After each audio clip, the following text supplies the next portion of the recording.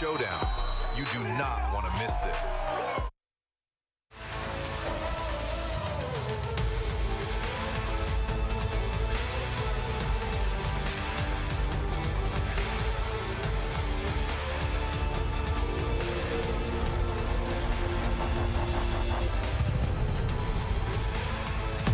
You're looking at the city of brotherly love, Philadelphia, but there's no love lost between two of the Team Boxing League's storied franchises, the Boston Butchers and Philadelphia Smoke. Hi, everybody. Welcome inside our TBL studios. I'm Dave Fontempo, along with my longtime pal, Al Bernstein. Al, we know that, you got 2-2 for Boston on a little bit of a run, but Philadelphia, with all those knockdowns and knockouts week after week, this is a team showing us their depth. Boy, you look right down their roster and you keep seeing boxers that can deliver wins. And tonight they're going to trot out a lineup of which 5 of the fighters that you're going to see from them have more than 20 wins in team boxing. That's impressive.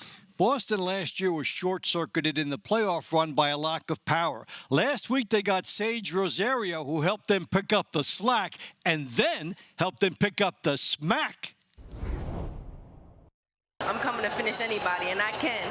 And let's just say this. We got Philly Smoke next week, and Stacia, I want you next.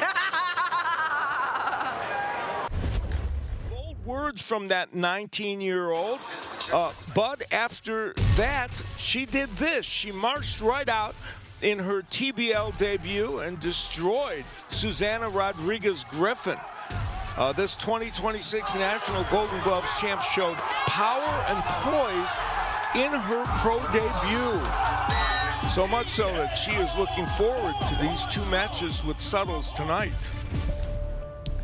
But the phrase, be careful what you wish for, might apply here. The aforementioned Stacia Suttles is one of the best 140-pound women in the TBL.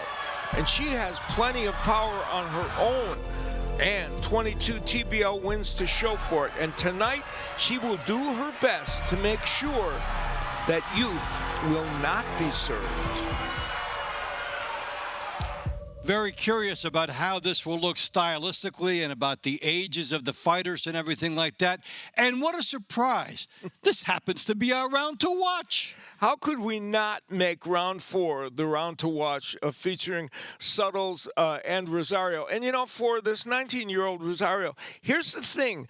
She's facing a different breed in there tonight. She's going to have to think defense as she pours on the offense and tries to get to Stacia Suttles. All right, so let's take this concept all the way through our opening segment here. Avril Matti had a chance to sit down and speak with both fighters earlier. I go in every fight trying to kill, and I'm the head assassin, and I'm the new big dog in the league. And so this is going for everybody. Y'all better watch out. And I'm just going to prove that later on tonight. So just keep watching. You don't get called out like last weekend unless there's immense respect from the other person. Do you feel like this could be a new rivalry in Team Boxing League, and does that motivate you to train a little harder? Honestly, I think she's underestimating me, and there's not really much respect, to be honest. Hey, I'm just going to go in there and do my thing. It's business is business. I'm going in there, and that's it. All right, so there's an undercurrent between these two teams as they add a little bit of trash talking to the rivalry. It's Boston, it's Philadelphia. The fighters are coming in. We'll be right back to bring it to you.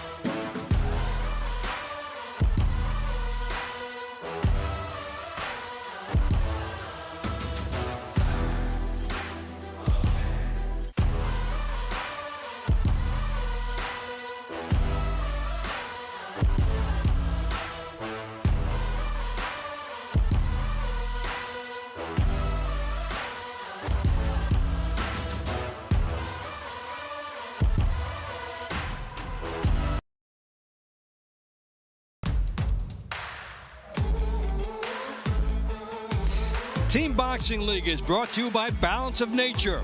In boxing, consistency beats intensity. Balance of Nature supplements help you stay consistent with ingredients of whole foods you can easily slot into your daily routine. Go to balanceofnature.com, use code TEAM, and start today. Well, we are ready to start Philadelphia and Boston. Let's go inside and hear the introductions from Ray Flores. Welcome to the next chapter of high-impact, non-stop action. This is Team Boxing League, where every round matters and every fighter leaves it all inside the ring. Every moment of TBL season airs live on MSG Networks, along with Envoy TV. Spanish language coverage available on Estrella TV. We are here at Harris Casino here in Philadelphia, PA, for tonight's TBL Week 10 matchup between the visiting Boston Butchers and your hometown Philadelphia Smoke. We would like to thank the Pennsylvania State Athletic Commission, Chairman Rudy Battle, for hosting tonight's event, along with our fine sponsors, Climax Moonshine Fire number 32, Balance of Nature, Serenity Springs Recovery Center, HotelPlanner.com for all your hotel needs. Also, the referees in charge of the action all evening long are Eric Dolly and Sean Clark. And now, ladies and gentlemen, please welcome the visiting Boston Butchers. All right, so here come the Butchers, fresh off a victory last week. Pretty impressive for them. And we see a list of their fighters, how they did. Ellis leading the pack as always, one of the elite fighters in the league. And Alexi Dela Cruz, it's nice to see him mentioned there because he's really coming on this season. There's Jimmy Birchfield, executive realm of this team. Also had the Boston Butchers are led by Jimmy Birchfield and head coach Alex Rivera. Here is the starting lineup for Boston. Featherweight Brandy Robinson. 2020 Olympian representing the Dominican Republic lightweight Alexi Dela Cruz. Lightweight Hebrew Francois. Two-time National Golden Gloves champion super lightweight Sage Rosario. Welterweight Javon Bess. Current WBC U.S. Silver Champion, Super Welterweight, Jaye Golden Child Brown. Current WBC Silver Champion, ranked number 2 in the world by the WBO, 15th by the WBC. He's a two-time TBL All-Star and most exciting fighter, middleweight Rashidi Speedy Ellis. Heavyweight Michael Kofi. Welterweight Keno Luna. Super middleweight Ronald Ellis. Light heavyweight Steven Sumter. Cruiserweight Miguel Teo. And former National Golden Gloves champion, heavyweight Skylar Lacey. Ladies and gentlemen, here is the Boston Butchers. And now, presenting your hometown, Philadelphia Smoke. All right, the league's only unbeaten team, Philadelphia Smoke. They're revealing numbers of 7 knockouts and 7 knockdowns in their 5 matchups. So this has been a power team enough, even though they're known for their slick boxing, they've got enough power to get to where they are. in the standings. It's almost impossible not to be undefeated with those power numbers. Yeah, that's unreal. And part of that, they made a great off-season move in getting The Philly Stacia Smoke Suttles. are led by their head coach, esteemed trainer, Bob Keane. Here is the starting lineup for Philly. Multi-time national champion in 2020 U.S. Olympian Shaquilla Ellis. Lightweight Angel, the chosen one, Hernandez. Lightweight Francisco Kiro Rodriguez. Multi-time national champion, Team USA member, and Olympic trialist, super lightweight Angel, the natural Sotos.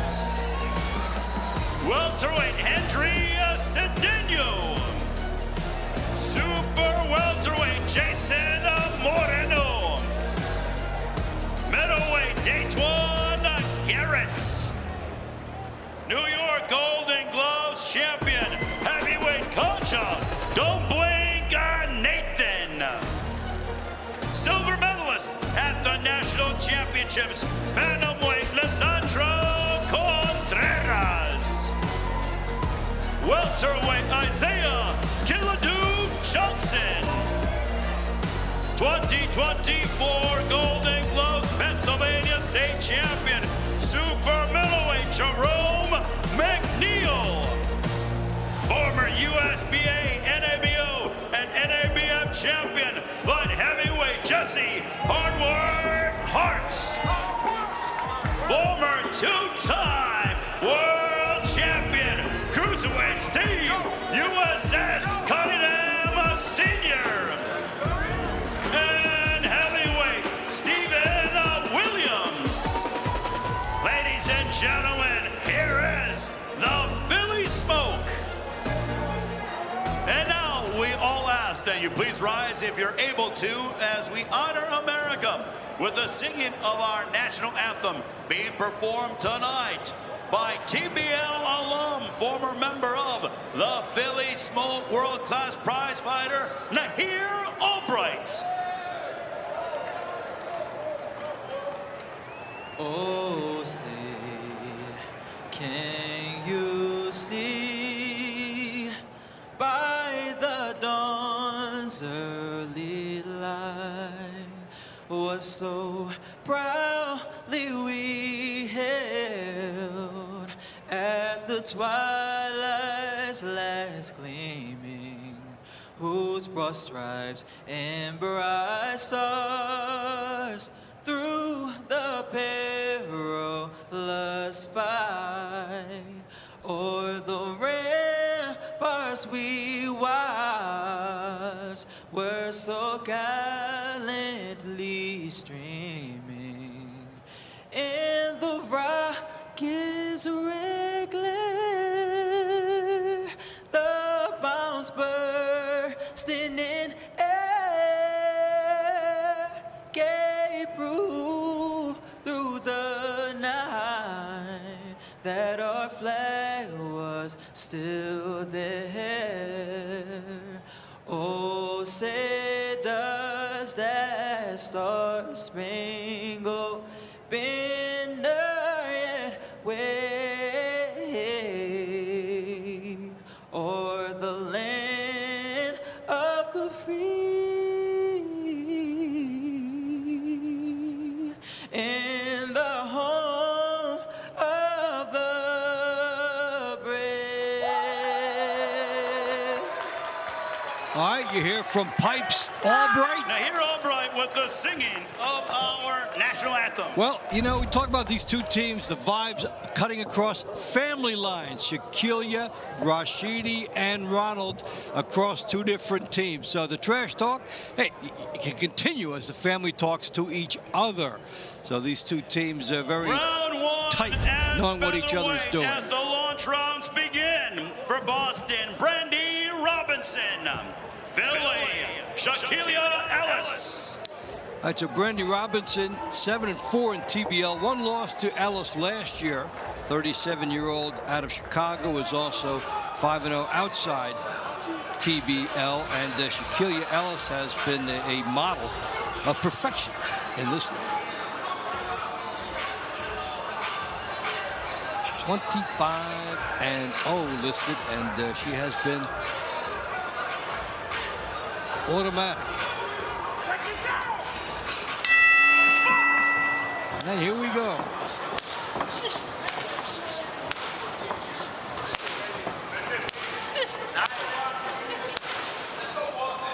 And Brandy Robinson this season 2-0, and she's looked. Look at Ellis's number. Of course, she's had a remarkable season, 9-0. And when you think about it, the women tonight for Philadelphia have a combined record this season of 20-3. So that gives you an idea. And that is going to help you get into 5-0 because women are prominent in the selection and the scoring for this league, and often the first fighters that get recruited in the offseason are women. Now, how can we help our team? And we take a look at the featherweight spot, and of course Ellis right up on top of there, and Zaria Cottrell has been a very pleasant newcomer to the league this year, and Erica Sanchez moving down in weight became a force here. That's a very good division.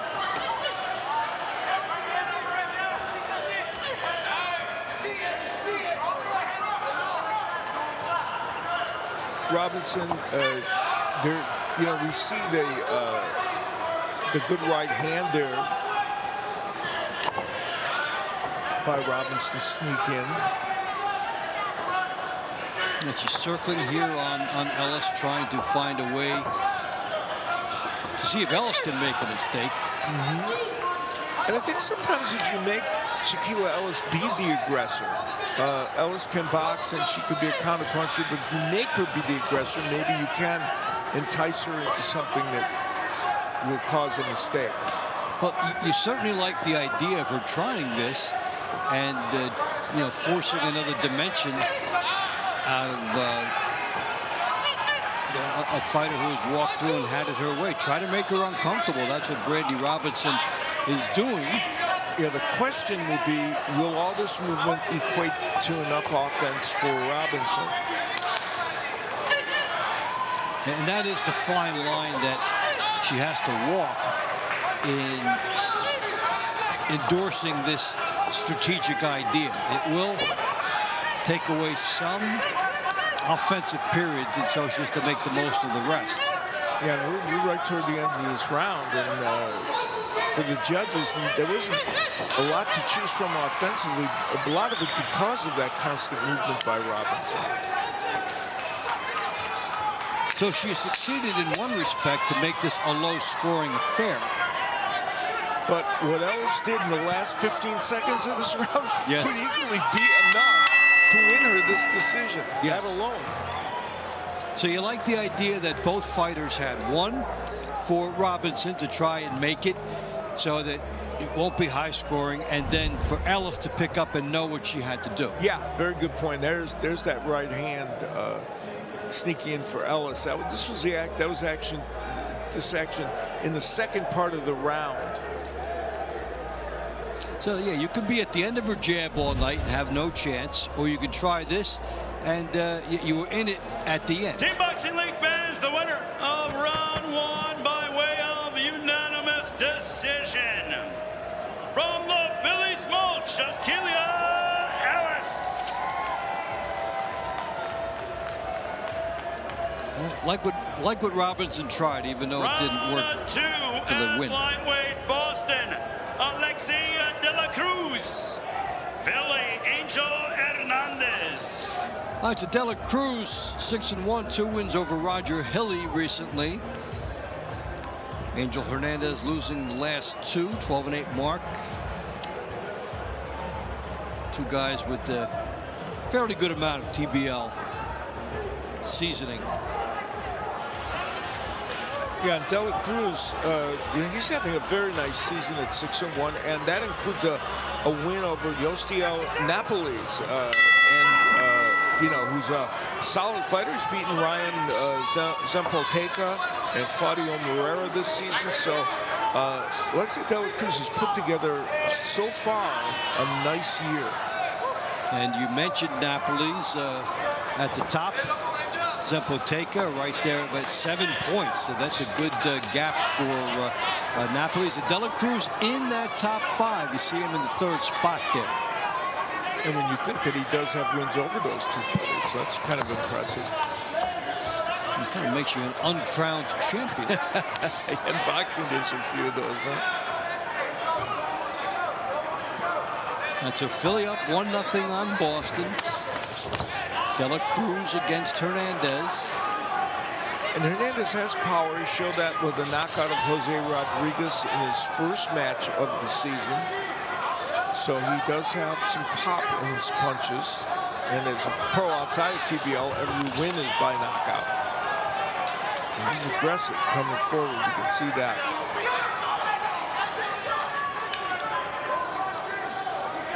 Approaching the mid stages of this, who's going to make the first gamble between Dela Cruz and Hernandez?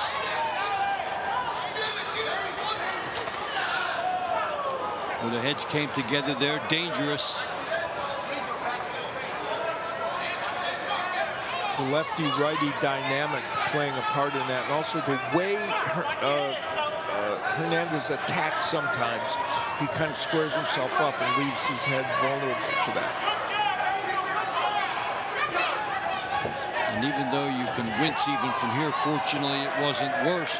And a little bit of a break has energized Hernandez now. And Dela Cruz just missed with a big left hand. Now they're head hunting. Both men throw, especially Dela Cruz, throwing some good shots, just not quite able to get them home.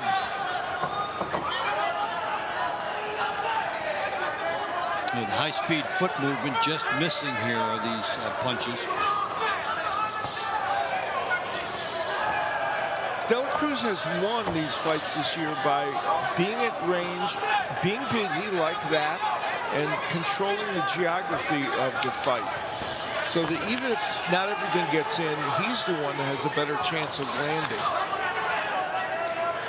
So he looks like the general. Let's see how the judges put that into the formula in determining a victor. And Hernandez's ticket to winning fights, a lot of it has to do with getting his left hook in. And he has not been able to do that effectively. And then they clash heads again right at the end of the round.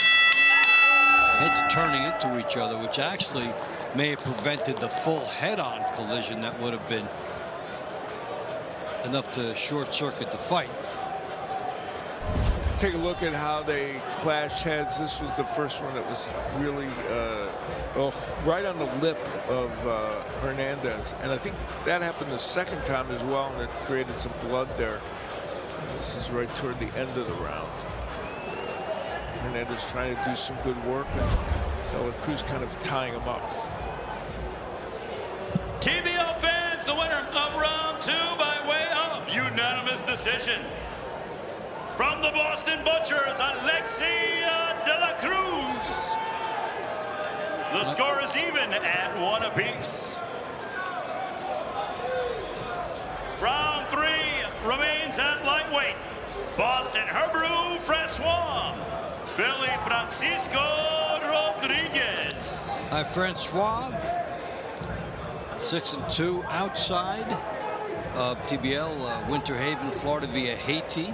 He lost a decision in the last 6-round company there. In TBL, he's 5-5, 4-3 this year after no fights in 2025. Came back, fought Claudio Marrero, and Austin Dulé beat them. He just had that Dulé victory. Rodriguez had a 9-fight win streak in 2024 and 25, but hasn't been able to find that form thus far in 2026. Oh, nice overhand right there that snuck in there from Rodriguez. From Rodriguez. And you know, Rodriguez, he's 1-4 this season, and he got stopped by Ryan Zemploteka. And so you're right, he's trying to kind of make this season better. He's been a solid fighter in TBL. Good right hand by Rodriguez. He was one of the emerging stars on this Philadelphia team last year. He's trying to get back to that form. Fighters warn about the headbutt as they seek position on the inside. There's a good right hand by Rodriguez and a looping left hook, even though it's stopped. Showing a little bit more venom on these punches than earlier in the season. Yeah, the overhand right's been so effective for him so far here. And Francois is a good, solid technician in the ring. And so this offense being this effective for Rodriguez is impressive. And Rodriguez is doing some good body work as well.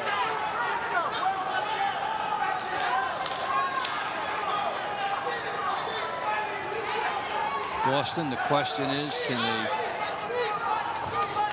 do enough in the last 4 fights to get into the playoffs? And for Philadelphia, it's who can we groom and be sharp, because they know they're going to be in the playoffs. Already 5-0, trying to duplicate what Vegas did last year and running the table on the regular season. So they have to get 3 more wins to do that. In this match, at least to this point, Rodriguez has looked like one of those people that they may say, oh, he's stepping up to where he was last year, and this performance has kind of been a flashback to that form. Against a decent fighter, you know, 4-3 record this season for Francois, and he's a good fighter. We're seeing better hand speed and crispness from Rodriguez, so showing some of the signs of what he did well last year. Whoa. He didn't do that. No. Definite takedown. Dangerous. You could lose a point. You could lose all type of problems. And this looked like it happened late, so. And any damage done, the psyche between the two repaired, because they hugged it out. Yeah, that's those right hands by Rodriguez that were very effective, and then right at the end, they kind of got all tangled up, and I think that was less intentional from Rodriguez than it looked in real time. No suplex, Team no Boxing foul. League fans, the winner of round 3 by unanimous decision, from the Philly Smoke, Francisco Rodriguez. A nice performance by Rodriguez, and Philly nudges back up. All right, so here's what the talk was all about. Sage Rosario, Stacia Suttles. Round 4 at super lightweight, Boston, Sage Rosario. Philly, Stacia Suttles. Is Rosario going to charge right in? Will she walk into something? Will these wide punches set her up for a counter shot? We'll find out. Suttles had a 21-fight win streak snapped earlier this year. Yeah, then had those losses to Ariel Davis. She's come back with a win since then, and she is, in fact, knocked out Sofia Veretti. All right, so Suttles at the top of the division for all those wins she has, and Rosario would get herself into that mix with any type of a points, knockout or a knockdown. So here we go. Rosario is doing what she did the last fight. She's coming in and throwing some big power punches, some of those looping a little bit. We'll see if Suttles can, and Suttles, you see already, starting to use that jab to parry her. Will those straight punches from her negate the roundhouse power shots that Rosario's throwing? Rosario coming straight ahead, looping shot, then gets in the right hand, good left hook. Rosario forcing Suttles back, which is a spot we don't usually see her in. Suttles wants to stay off those ropes. That's where Rosario got Griffin in so much trouble and where she can do good work. But Suttles, you see her adept at moving away from those ropes. Both women landing some nice shots. Suttles got the left hook in.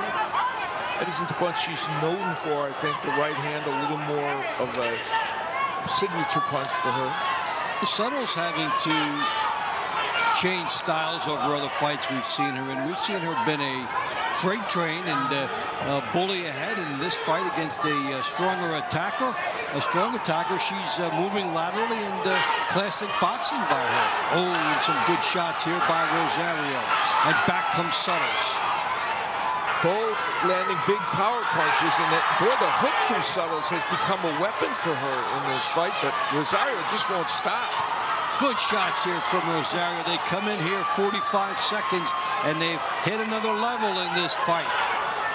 Good left hook by Rosario. Good stiff jab by Suttles. And remember, they're going to do this again tonight. Suttles with that jab. Suttles with a right hand. Well, Rosario has probably landed a lot of showy big power punches. The question is, has Suttles responded with enough of those straight jabs and straight right hands and those left hooks as well? One thing Rosario did accomplish, she made Suttles in this fight wage a battle stylistically like we have not seen her be forced to do. And then Suttles loads up at the end. And you know what? It was a good battle. We forecasted, and it has delivered on what it promised. Yeah, that was a lot of fun to watch, and I'll tell you what, that's a close one. Yeah, yep. That young woman did exactly what she said she was going to do. She came in and was just like her first fight when you saw her, very aggressive, landing some nice shots. There's that sneaky right hand. And Suttles herself landing some nice left hooks. There's the Rosario right. Look how squared up Rosario is. And yet, it's not that easy, it seems, to counter her. Though Suttles did on many occasions. Nice right hand by Suttles. And then Rosario just doesn't stop attacking. That was a fun round of boxing to watch. She called her out, backed up her words with a good fight. Now let's see where it goes. TBL fans, the winner of round 4 by way of unanimous decision. From the Philly Smoke Station, Suttles. So, super matchup number 1, edge to Suttles. And now the edge to Philadelphia, 3-1, as the Philly Smoke gets the first important victory of the night. All right, so Suttles celebrates. They'll do it again. We'll do more on TBL in just a moment. Stay with us.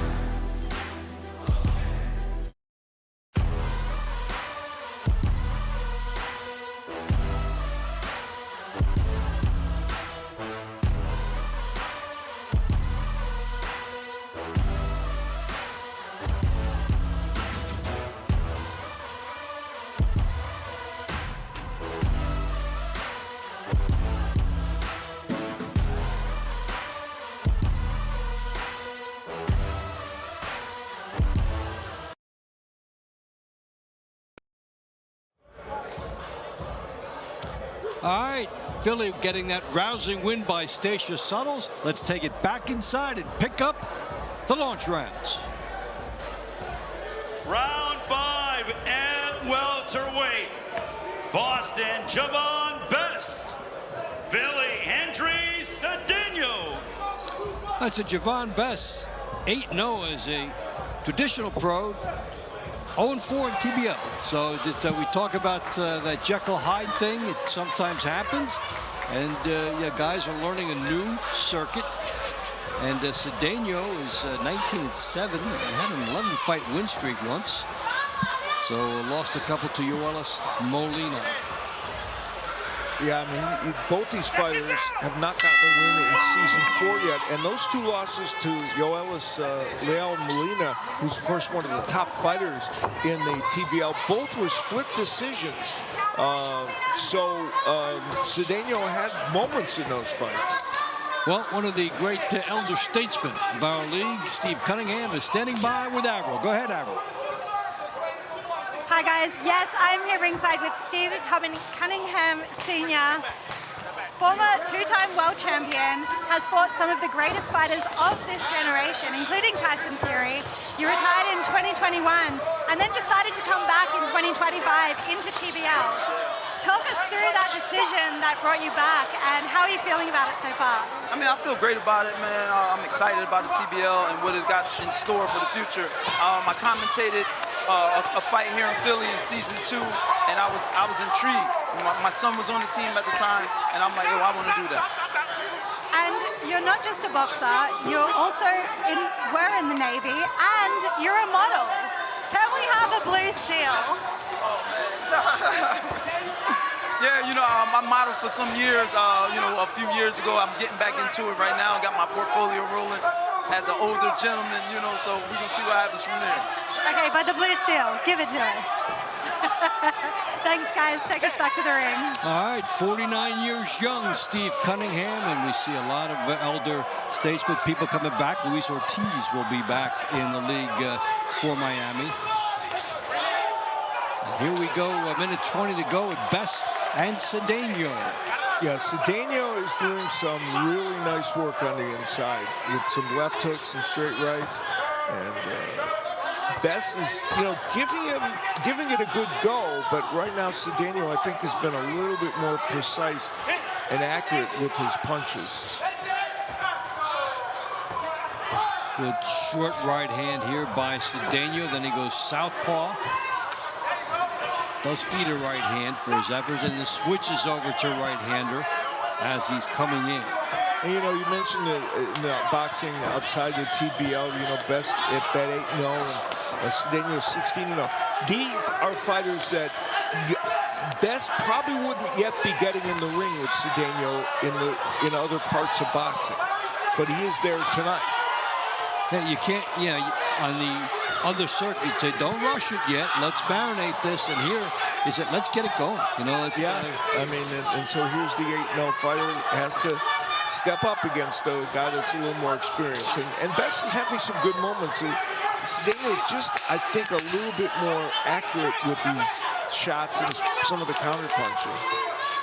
Good right hand by Cedeno. Good work on the inside as we come to the end of round 5.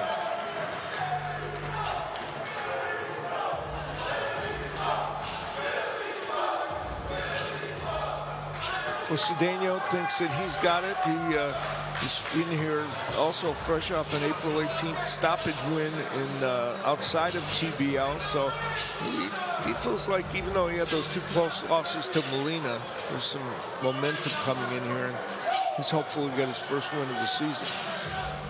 TBL fans, the winner of round 5 by way of unanimous decision from the Philly Smoke, Andrea Cedeno. So the Philly train. The score, keeps Philly rolling. 4, Boston 1. Round 6 at super welterweight. Boston, Jaye Brown. Philly, Jason Moreno. One of the fights in which you figured Boston might be favored. Jaye Brown, 23-7, 2 wins last week against Hadrian Phillips. Also 2 losses to Yoelis Molina. He's in his 3rd year, and he's won as many as 9 in a row. And Moreno losing a split to Giovanni Estella earlier. Did have a 10-fight win streak once, so these are 2 guys who know how to get on a roll. And when Jaye Brown lost 2 fights to Molina, it was the first time he ever lost. It was the lost twice in this. First time he ever lost 2 in an evening. Get a look at some of the key numbers for Jaye Brown, and like those total net points to his team.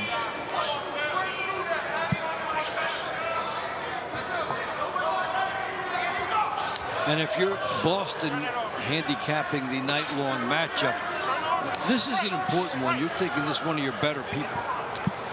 Yeah, when you look down the roster, you say, okay, Jaye Brown with that good record is somebody that can get the job done. And while Jason Moreno's a good fighter, he might not rise to that level.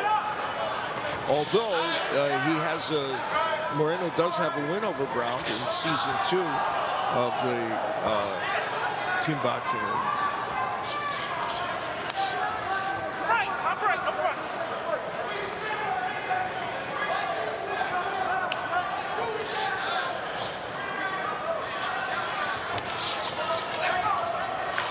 Battle of the would-be jabs, then heads into territory in which they hold each other. Referee letting them go, and that's going to count as a knockdown.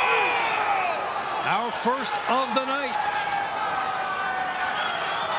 Fighter complete his case. Referee says, I'm counting, and that's that. Big moment here for Philadelphia. And Jason Moreno thinking there might be more meat on that bone than just one extra point. Brown hotly contesting it, but nonetheless, Moreno energized to come in. Whether Brown was or wasn't hurt, he's energized to be offensive, and he is. You see the other fighter receiving a count. Has to shoot you full of adrenaline, and Brown is trying to make up for the lost time, and it was in a tight spot. Yeah, you get caught just the wrong way.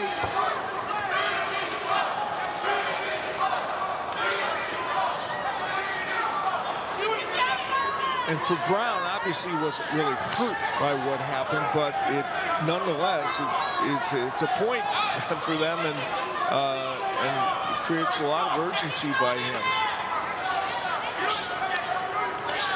And what's not spoken all that often is, even if you're 1 point ahead and then you go down, usually it ends up being the swing where you lose a 2-pointer. So it could be argued that many of these knockdowns could be a 3-point swing. All right, so we'll see how they have this bonus time in Philly. Here's where Brown would end up hitting the mat. Well, there was a right hand in there. The question is, and we'll take another look at it, did it create the knockdown? Jaye Brown pleading his case immediately from the floor. And the referee was right there, so he made that decision, and it's big for Philly. The winner of round 6 by unanimous decision. 2 points going to the Philly Smokes, Jason Moreno. The score, Philly 6, Boston 1. Round 7 at middleweight, Boston, Rashidi Ellis. Philly, Daytwan Garrett. All right, so Rashidi Ellis, a sight for sore eyes for Boston. 32-4 in this league, 7-1 this year. That's pretty good.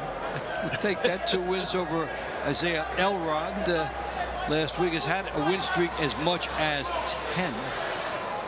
And Garrett lost to Lasha Gugliani, split with Raul Garcia.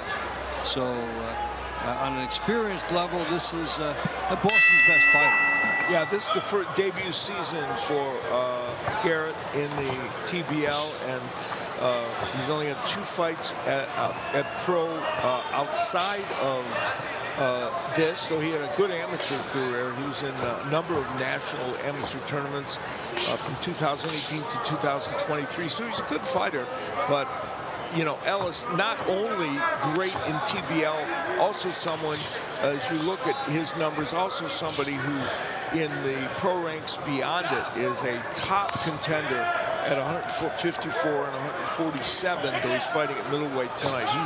He's been in with some of the best. Add up his TBL and mark outside boxing, you have 60 and 5 for Rashidi Ellis. And yeah, he might be thinking this is the time to try and get not only a win but bonus points for his team, which has been sliding, and he might be their best power chance.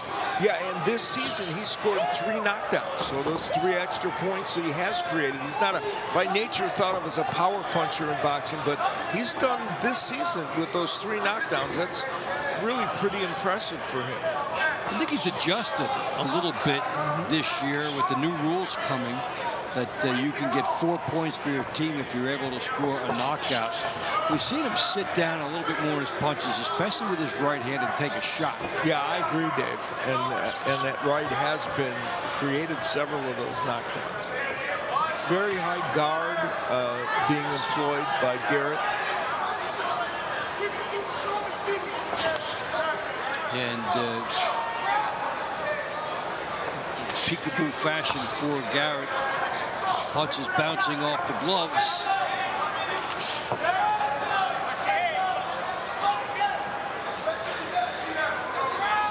Ellis just looking for someplace he can go.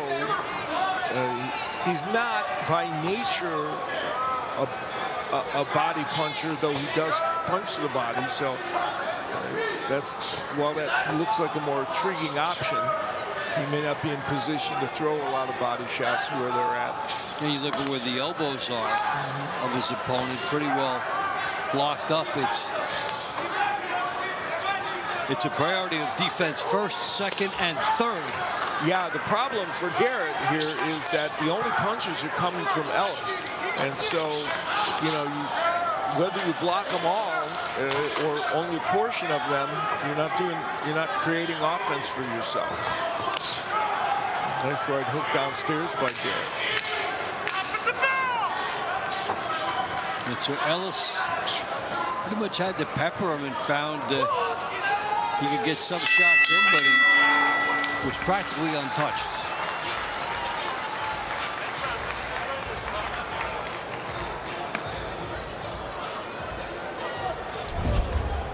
Well, Ellis was the one doing the punching, and some of the punches did get in. You see this right hand land beautifully, and we talked about how he's sitting down in that right and doing a better job with it, and there was one of the body punches that he did throw. So Rashidi Ellis looks like he's carved out a win. Boxing League fans, the winner of round 7 by way of unanimous decision.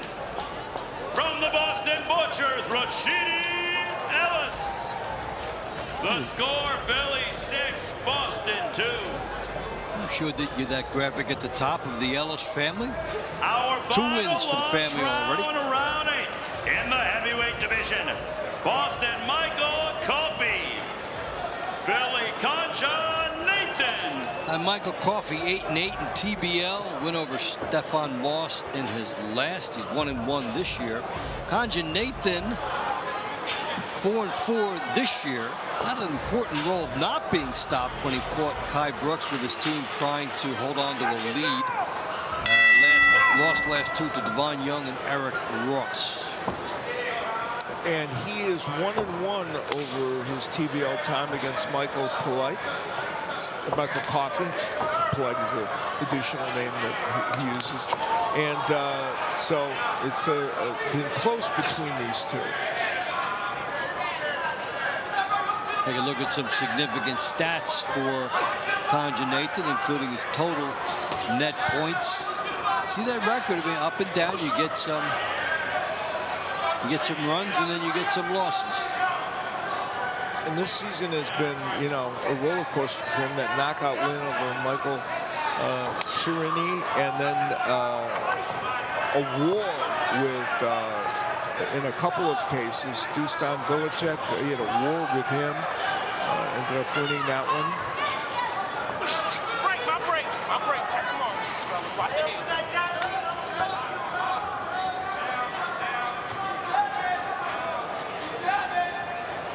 Waiting to see who makes the big move here. Yeah, Kanji Nathan is one of those people when you least expect that some overhand right's going to get uncorked and cause some damage. And Coffey trying to bait him with where he's had his left hand. Now it's up, but it was down before. So that's a good jab to the body by Kanji Nathan, taking what is offered to him right here and trying to split the gloves with a two-punch combination. Yeah, and the 39-year-old Coffey, you know, outside of the TBL, he's been in with some top heavyweights. He went over to England, fought Fabio Wardley, and acquitted himself pretty well in that fight, and had an 8-round loss to Price Taylor, who also fights here in the TBL. I announced that fight, and Coffey's problem sometimes is just he doesn't create enough offense, and that's really a problem if you only got one round. And he has been economical with his punches. You talk about study long, study wrong. And while he's doing that, a jab by Nathan gets in. Yeah, this has been a very strategic affair. Each man looks like they're looking for the one punch, and Nathan turns lefty for a little bit. Now, Coffey's a pretty good body puncher. There's nice right by Nathan, but he can throw body punches in that posture, but he didn't. And then there's the tie-up by Nathan. So the body war never got started. They know it's the last few seconds. They heard the tapping at ringside. So they try to get into a little bit more, but it becomes a grappling affair at the end.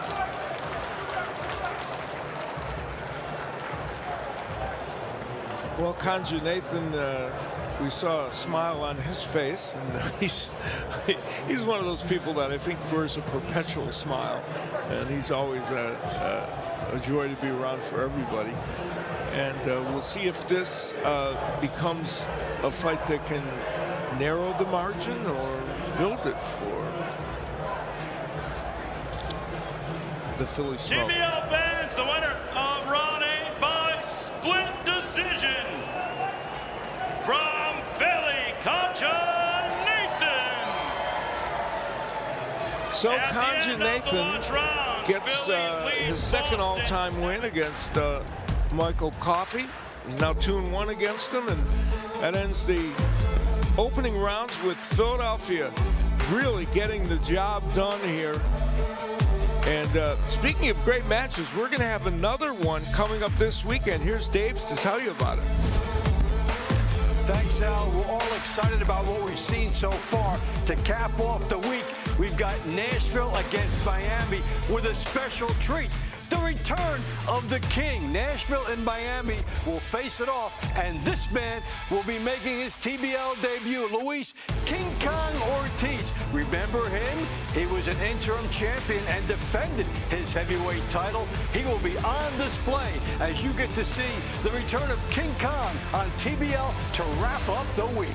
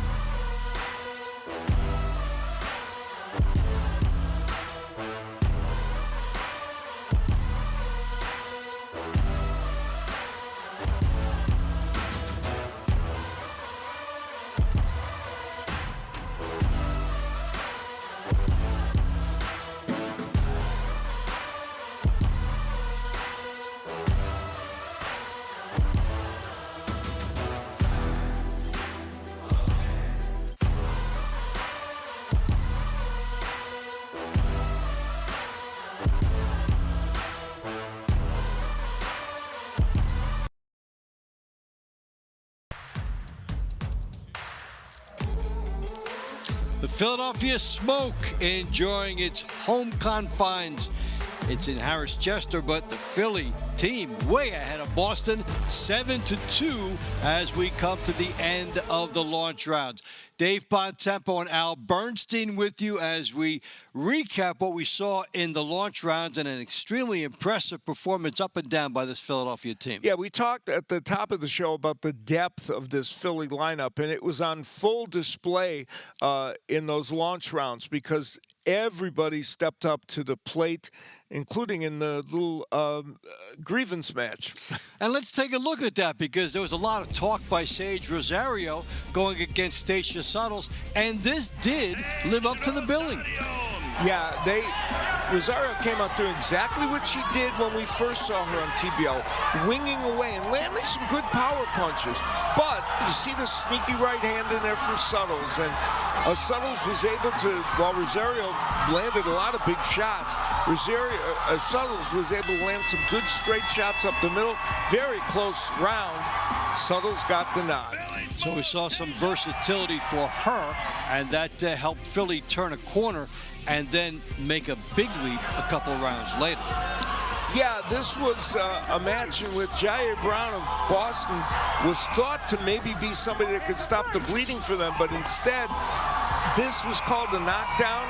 It was a right hand that kind of to the chest that created the knockdown and created a 2-point round for Philadelphia, and that was kind of a seminal moment, I think, in the launch rounds. So Philly able to widen its lead with those two matches that we saw you. And you know something? We should take another look at it again because these two women are going to go at it again in the middle rounds, and that's our round to watch. Yeah, round 11. And, you know, when you look back at the first encounter between these two, you can make a strong case that was so close it might have even been a split decision.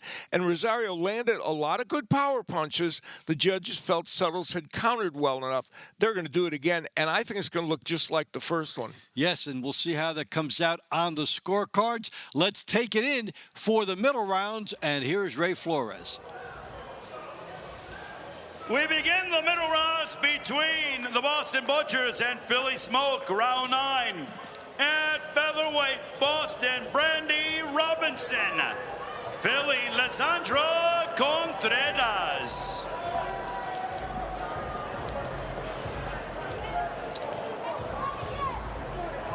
So we saw Robinson early on have a tough time catching up with Ellis, but she still fought well. An interesting style that she brought into that, trying to make it a lower scoring affair. So let's see how she does against a different opponent here.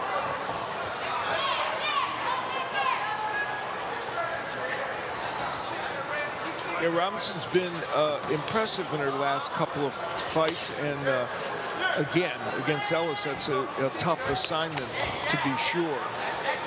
Take a look at the key numbers for Contreras, 21-year-old Newark, New Jersey, 4-1 in TBL. Had a split with Natalie Zempoteca, win over Kayleigh Knight and Janelle Rafiq, so she has adapted quickly and well. Yeah, that win over Rafiq was a knockout and created 4 points for her team. So, you know, she's done extremely well here in this season.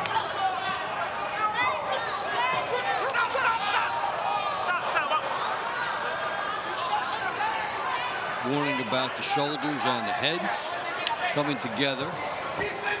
And, you know, Robinson moved a lot in that first match. Not moving as much here against Contreras. She's willing to stay in the pocket more and try and get some things done. Yeah, she had a style that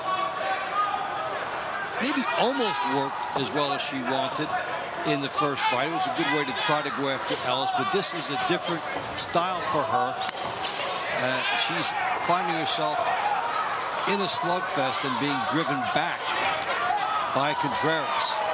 Yeah, I mean, Contreras, you know, I mentioned a 20-3 record coming in for all the women of the Philly Smoke. And Contreras, you know, with the 4-1 record this season, her debut season, she's contributed to that. So she's not like a super weak link in this women's lineup for Philadelphia.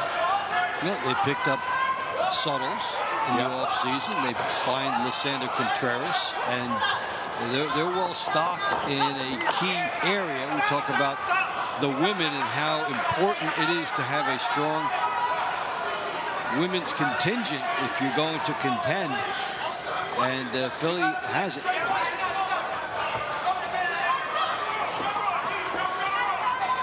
Robinson has been moving a lot here in the second part of this round. Her problem with all that is she's not getting a lot of offense done. There's a jab, but she, there's not a lot of offense with this lateral movement. But she wanted to, try to negate Shaquille Ellis, and here she's being out-muscled by Contreras.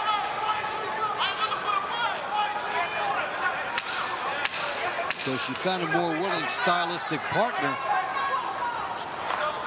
but it hasn't been easy for her to find an offense. Well, neither woman, I don't think, really did as much offensively as they would have liked in that match, but it looked like Contreras was doing a little bit more, and certainly was being the pursuer. And there's an overhand right that landed for Contreras in the middle portion of the round, and a little bit of a hook there. And you see she's the one coming in and really doing the offensive work, landing a short little hook. So it was just more of it by her. There was Robinson trying to do some good work offensively. TBO fans, the winner of round 9 by way of unanimous decision. From the Philly Smoke, Lysandra Contreras. The score, Philadelphia 8, Boston 2. All right, so now Francisco Round 10 Rodriguez. at lightweight. Boston, Hebrew Francois. Philly, Francisco Rodriguez. Rodriguez will try to get his first double this year. He showed some sharp hand speed in beating Francois earlier tonight. And Francois on this one, I think, would want to get off to a much quicker start. Even when he did do some good offensive work, he came too late in the round against Rodriguez. And Rodriguez kind of returning to form that he had last season. And this season's been a little bit of a down one for him, coming in here with a 1-4 mark that he's added a win to. Well, we talked about the family affair earlier on. Well, Avril is with at least Rashidi Ellis, and looks like maybe a coupling. Go ahead. I am here ringside with Rashidi Ellis, one of the more successful members of Team Boxing League, 28-1 as a pro, now 33-4 in Team Boxing League. You have a brother on the same team. You have a sister tonight boxing on the opposite team. Are you guys all going to go out to dinner afterwards, or does the rivalry go all season? It depends how the night goes. Yeah, we're going to go and have some fun after. And how was that growing up in your household? What was the sibling rivalry like? Tell me about it. Before they used to jump me, her and my sister. Me and my sister. Right, Mom? My mom's over there somewhere. Is that how you got into boxing? Yeah. Nah, but he's the one that started, and me and my sister followed along. And so how do you attribute this dynamic in the household growing up to the success that you've had in boxing now? It came all together, everything that we've been through. You see the hard work and talent that we put in the ring. Well, great job tonight getting the win. Guys, take us back to the ring. All right, so 2/3 of the Ellis trifecta. We heard from them, the little sibling rivalry, and here we got 1:15 left. Francois and Rodriguez in their rematch. Yeah, and Rodriguez trying to revisit that right hand that landed so often in their first match.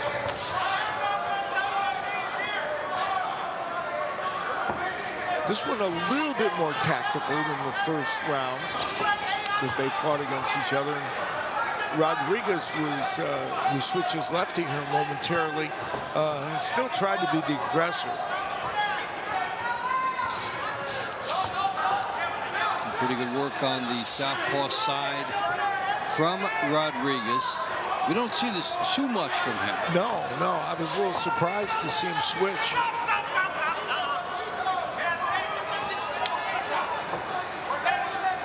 "22-year-old living in Atlantic City. He's in the casino business, has worked in security. Got a 8-0 record away from TBL and is in 6-round company. So a lot on the horizon for him. And every fight outside of the TBL he's won has been by KO, so he's got pop. And he tried to put that into effect with those right hands tonight. And so good finish for Rodriguez. Yeah, he was trying to get those right hands in on the inside, and there was the hook that he showed us as well. So he was the aggressor in these 2 rounds against Francois. The question is, did he do enough offense to win the second one, as he did the first? TBL fans, the winner of round 10 by way of unanimous decision from the Philly Smoke, Francisco Rodriguez. A double for the Cisco Kid. Round 11 at super lightweight Boston, Sage Rosario. Philly, Stasia Suttles. So we talk about adjustments, but there's also the thought that this might be a carbon copy stylistically. So let's see how this does play out. Sage Rosario and Stasia Suttles. Excellent fight the first time, way back in round 4. Won by Suttles. And you know, you would expect Rosario to again be the attacker. The question is, can she do it without getting hit by what the judges felt were enough counter punches by Suttles? And here, what we see already from Rosario, using the jab more than she did to work her way in the last round, or when we saw her in her previous fight. And the understanding that you just cannot walk in against the better fighters in the league. And Rosario, you know, is a national champion, 3-time women's wrestling champion in Kansas. So she's, you know, an all-around athlete. Suttles trying to give her a comeuppance, but Rosario remains aggressive. Yeah, she's attacking differently in this round, though. She's using the jab exclusively, not stepping in as quickly as she did in those other rounds. But in some ways, though, this also plays into Suttle's hands because Suttle has a little more, she's used to that style. And she can sit in the pocket, throw those jabs, and maybe catch Rosario coming in. See, now Rosario didn't stay on the inside there and try and muscle her and throw those hooks and some of those power punches. So you would expect her to do that in there. Suttles launched a would-be big right hand. There's a good left hook by Rosario. Good answer from Suttles. Good right hand by Suttles as they open up. Rosario trying to wage war on the inside. Suttles patient. Rosario's trying to get that left hook in, but when she throws it, Suttles, who has a good left hook, and there it is, has been throwing that punch back again. I mean, this is the best fighter Sage Rosario's ever fought in her life. Yeah, and you know, and she has acquitted herself well, but she's understanding for the first time that there's a cover charge to get inside. And she's taking a lot of those hooks and some other punches from Suttles, as you said. It's you know, it's what you have to pay the price for if you're going to attack that way. Suttles starting to feel it, and a little bit of like body language sass over to Rosario. There's an elbow from Suttles and then a right hand. Good combination by Suttles here as she starts to find another gear late and perhaps sensing that Rosario may be tiring a little. Well, and after, you know, this is a response to the fact that Rosario really called her out after that last match that she won. So, yep, this is the reaction to the sound bite. And Suttles is satisfied, and Rosario looks resigned. That image would tell you a lot about how you feel this is going to go. A victorious look on the face of Suttles, and for Rosario, couldn't get it done. yeah, and, you know, Rosario took a lot of those left hooks and those straight right hands by Suttles. And Rosario, in this round, as she did in the first, got some power punches in. She landed her own hook from time to time and got some good shots, but Suttles was just more accurate. And, of course, we've talked about the fan. There was the moment where Stacia Suttles said, okay, we're where we're supposed to be here now. Team Boxing League fans, the winner of round 11 by way of unanimous decision. From the Philly Smoke, Stacia Suttles. The score, Philly 10, Boston 2. No embrace between the fighters. So that's a that unhappy look carries over for Rosario. Keno Luna. Philly, Isaiah Johnson. Okay, Luna and Johnson. As Philly lead continues to balloon. Luna 1-5 this year in TBL. Lost 5 in a row, last 2 to Jasir Riley.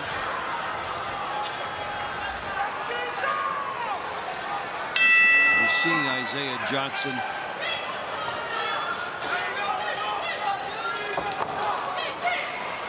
throughout the season be a pretty effective fighter. Yeah, I mean, he's 6-1 this season, and he mixed in a knockdown against Estero Suero, and he's also got a knockout, a stoppage victory, so he has gotten a lot done, as those points indicate. Tell you what, the graphic shows you that's a pretty good welterweight division up here as the season progresses. Yep. Johnson, Salgado, Riley, all names that have been emerging.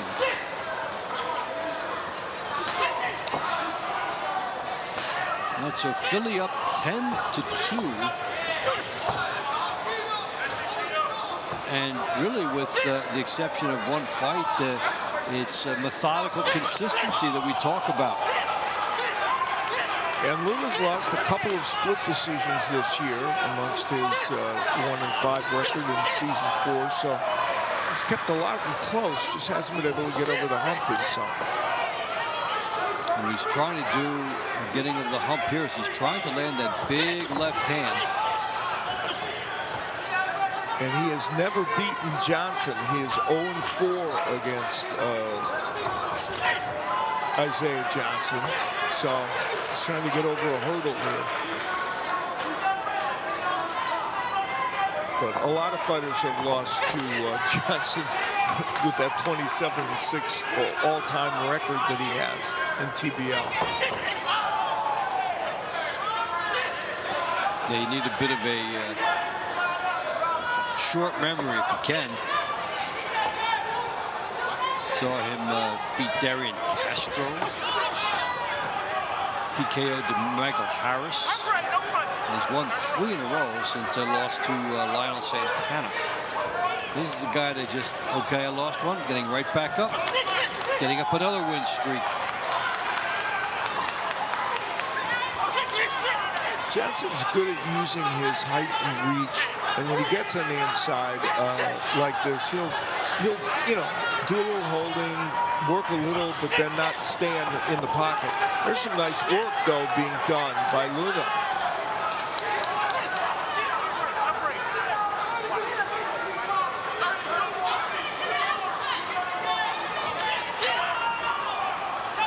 The only loss as a pro outside of TBL that Johnson had was in the Grand Prix tournament they had in Riyadh, where a number of many prospects got together to fight.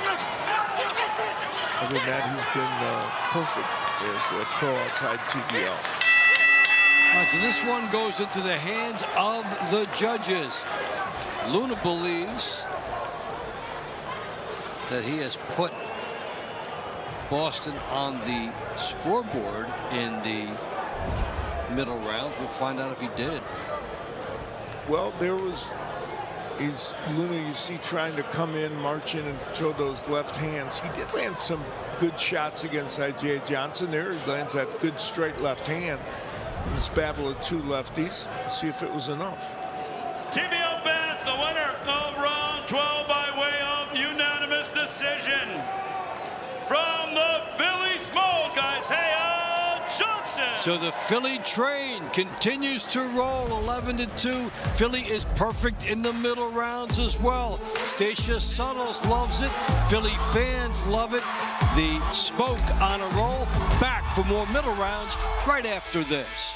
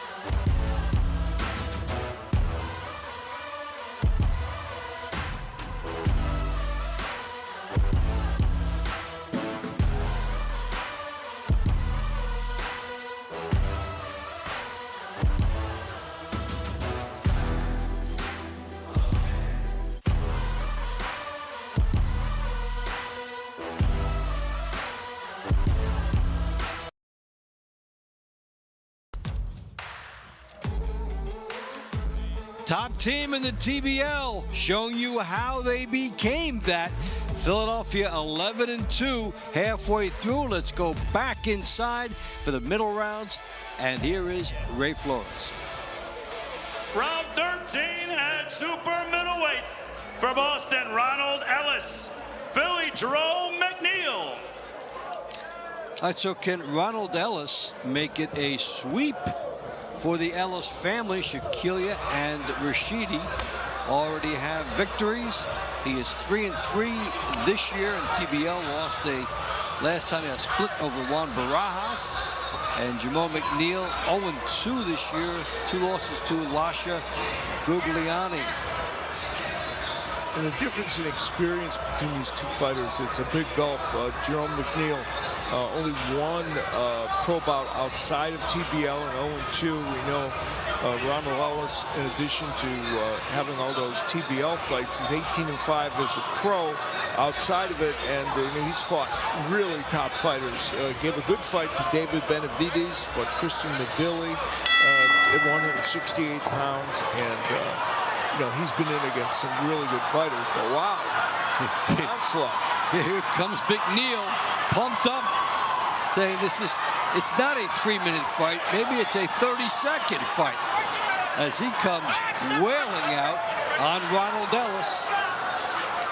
Sidewinding, tons of adrenaline, so will Ellis break him down, or will McNeil find some thunder here? Well, why not if you're Jerome McNeil? You want to get your first win of the season. You're in against a veteran, might not expect that from you. Yeah. Team is way up. Figure maybe not much to lose. Hey, you really also can see the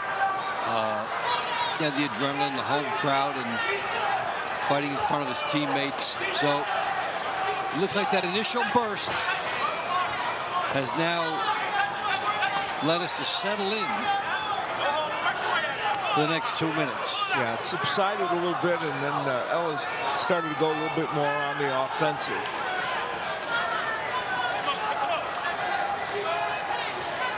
Ellis has a very good right hand, but also very good left hook. That when he throws it and doubles it to the body and the head, it's very effective.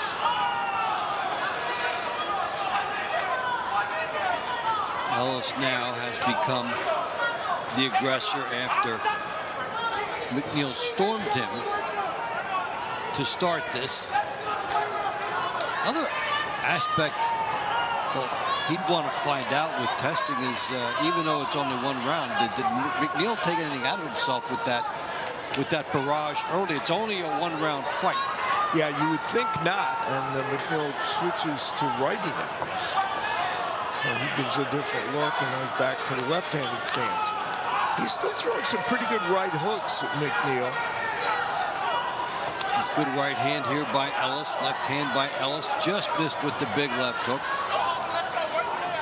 McNeil's an awkward fighter, and fighting an awkward fighter, if you're Ellis, becomes a challenge. Not that Ellis hasn't seen so many different styles in the programs he has, but still, not that easy. The guy comes out like a buzzsaw. That's the first minute, and then he's tying up in the last minute. And an irony, in his only pro fight, Jerome McNeil lost to his, outside of TBL, lost to one of his Philly teammates, Zaire Jefferson.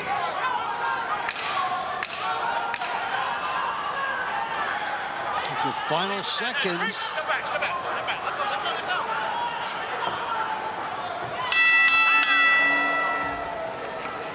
Fight with many different personalities inside one round. Yeah, you are right. This is the symbol of boxing matches. There was a lot going on. Well, it started out with McNeil racing across the ring. He did sneak in a couple of these punches, and Ellis doing a pretty good job of turtling up, but then Ellis got back on the offensive after that initial burst by McNeil. And we did, as you say, have very different aspects to that round. Ladies and gentlemen, the winner of round 13 by split decision from the Boston Butchers, Ronald Ellis.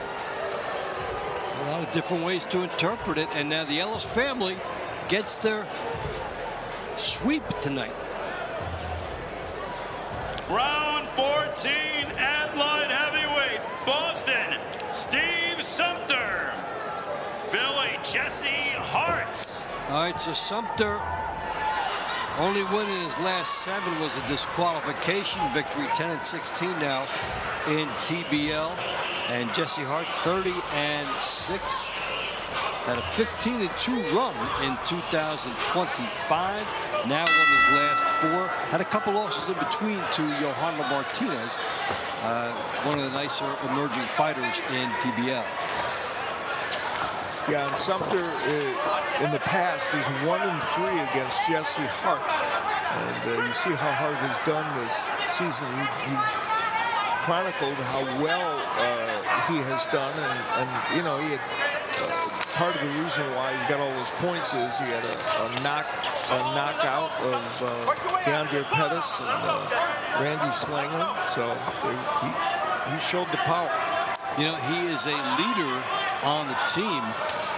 Also somebody you think possibly could be a coach in this league at some point, of this team particularly, because he knows them so well.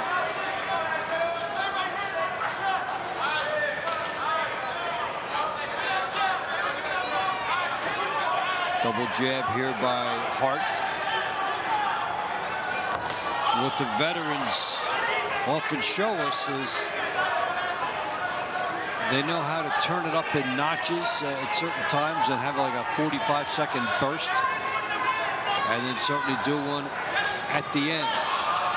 Yeah, Sumter's problem has been he just has not been able to generate much offense, and that's why he's got that 1-6 record. And as you point out, the 1 win was only from a DQ. He was not actually knocked down, and it would have been a win for New York, but he was hit by McCalman on the mat.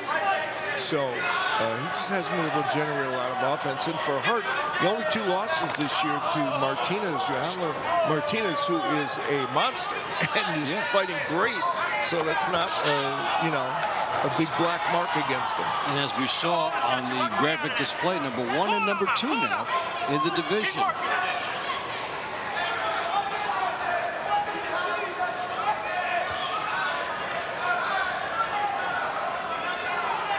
Philly missed Hart in the Mega Brawl last year against New York. He had a fight coming up, which eventually actually did not happen for him, but unavailable. And then New York did the impossible of impossible feats in winning a whole string of money rounds to snare the Mega Brawl. Yeah, I'm sure they would have loved to have had Jesse Hart in that lineup. And even in his last pro fight back in on January 24th last year, he lost to Khalil Coe, who's a top contender, the majority decision. So this 36-year-old has plenty in the tank.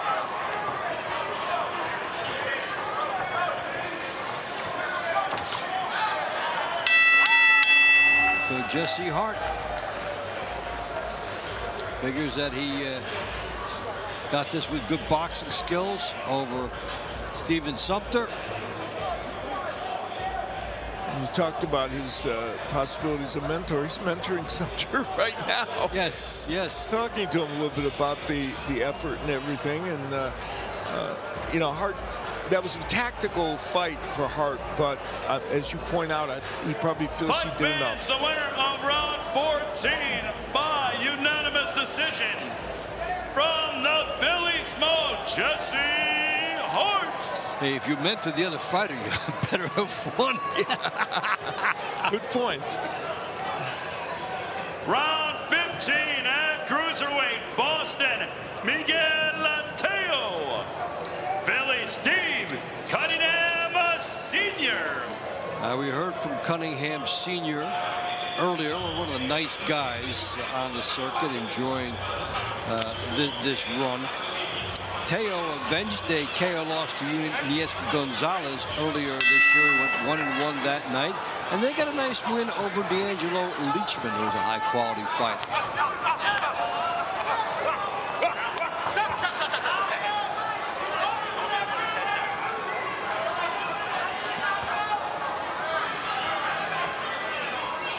Cunningham Sr., 82-inch reach with the fights against Tomasz Adamek. Tarver was at that fight, the draw with Tarver. Big names.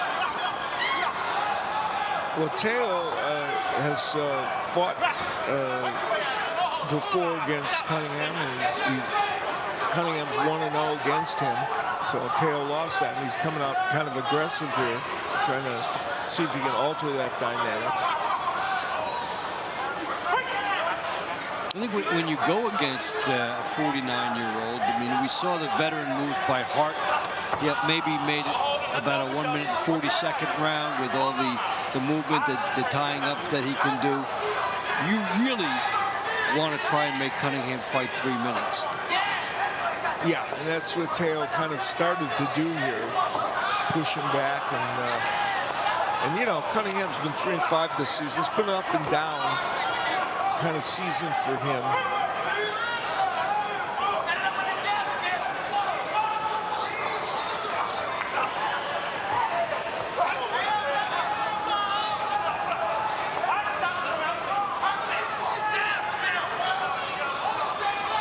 Certainly making the most of this time to pop in on a league that did not exist throughout all of his professional career.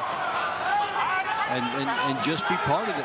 Yeah, to fight on the same team as his son is also, you know, a joy. And he's given a good account. You know, 49 years of age, he's given a good account of himself in this league.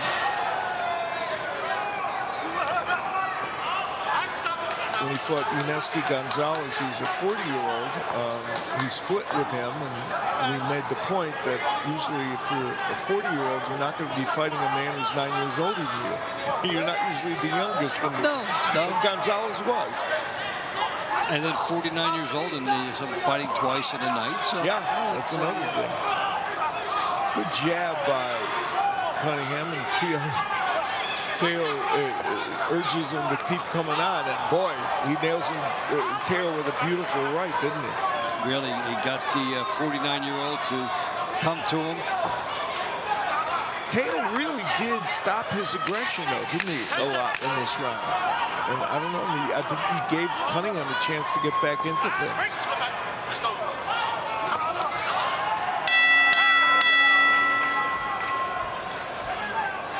All right, so they'll tap it up and we'll head to the scorecards.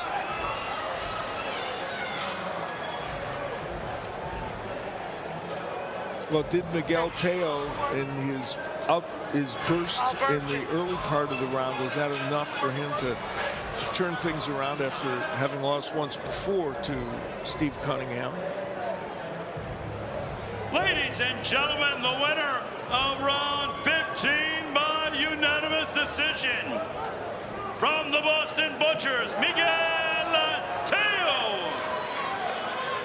Quietly, Miguel Teo compiling some wins.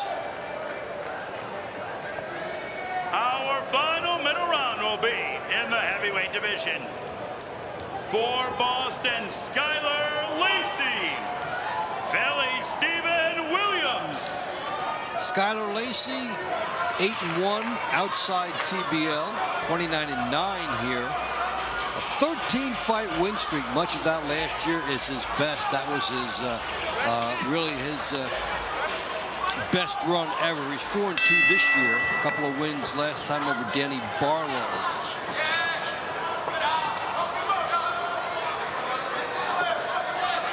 Stephen Williams 1-2. We saw him with a win over Alonzo Neal, who's on a recent show for us. And there are some of the key particulars for Skylar Lacey. Yeah, and he pushed that record to 6-2 with 2 wins over Danny Barlow in week 9. And he has never had a losing season in team boxing with his 29-9 record, so it's very impressive.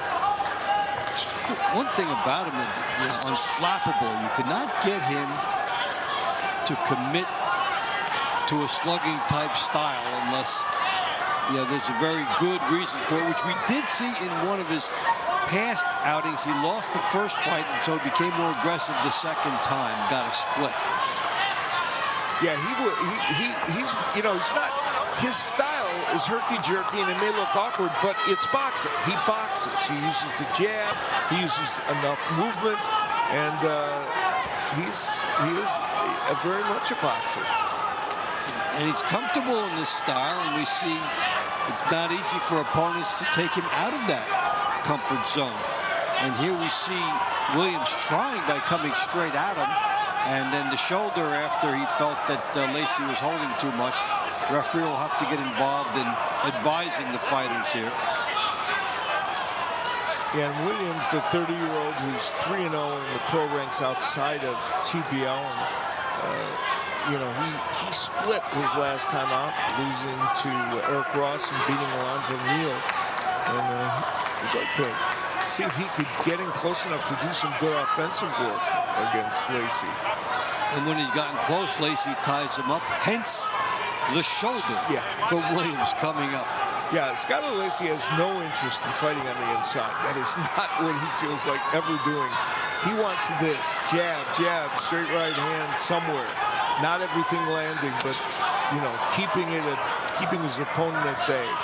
Good left hook by Williams. Interesting now Lacey did come straight at him. Considering his movement, waiting for Williams to try to cut off the ring a little bit better, and he hasn't. Has not been able to do that. And you have to do that if you're going to fight Lacey, because he will use all the ring.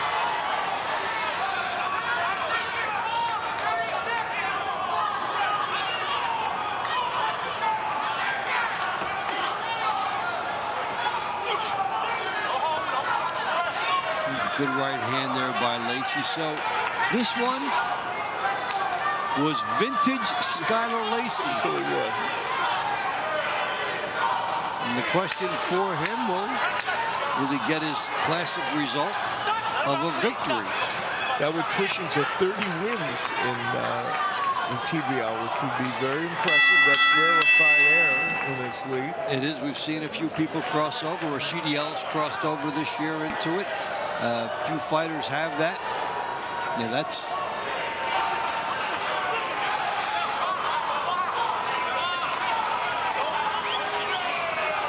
Both fighters being warned for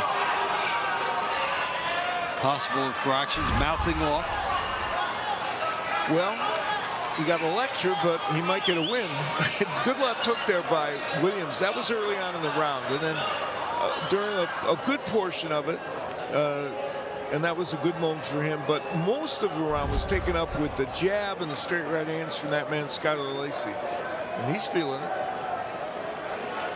TBL fans, the winner of round 16 by way of unanimous decision from the Boston Butchers, Skylar Lacey. So a little mini comeback from Boston here at the end of the middle rounds with 2 straight wins. And that inches them just a little bit closer, but still a big edge. And you want to know where you can watch the TBL? Dave Bontempo is going to tell you. Thanks, Al. We're enjoying the action. People ask us, where can we see TBL? Where can we see you guys? Well, there are a lot of places we have been seen. You can watch us on MSG Networks and the Gotham Sports app, as well as on our home network, Envoy Fast. Plus, the full season of Encores are on Envoy TV every day. Download the Envoy app. Connected TV users with Samsung, Apple TV, Amazon Fire, Roku, and LG devices can download the TBL app and watch both live action and play previous matches on demand. TBL is also seen on YouTube, the TBL app, and in Spanish on the Estrella Network.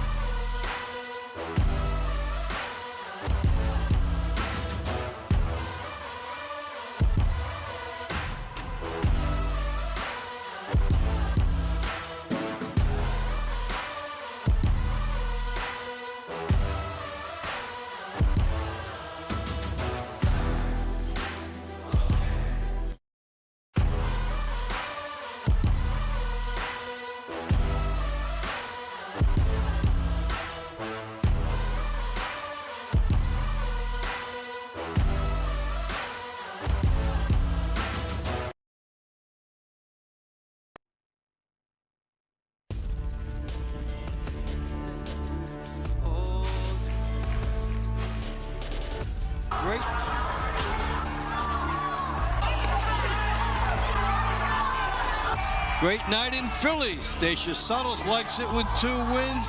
They got the knockdowns. They got the big lead. It's 12-5. Boston saying, what happened to us? They're still in it. But a celebration has unfurled. We've had some great fights and some good storylines as this has gone Philly's way so far, 12-5 after the middle rounds. They like it in the home of Rocky.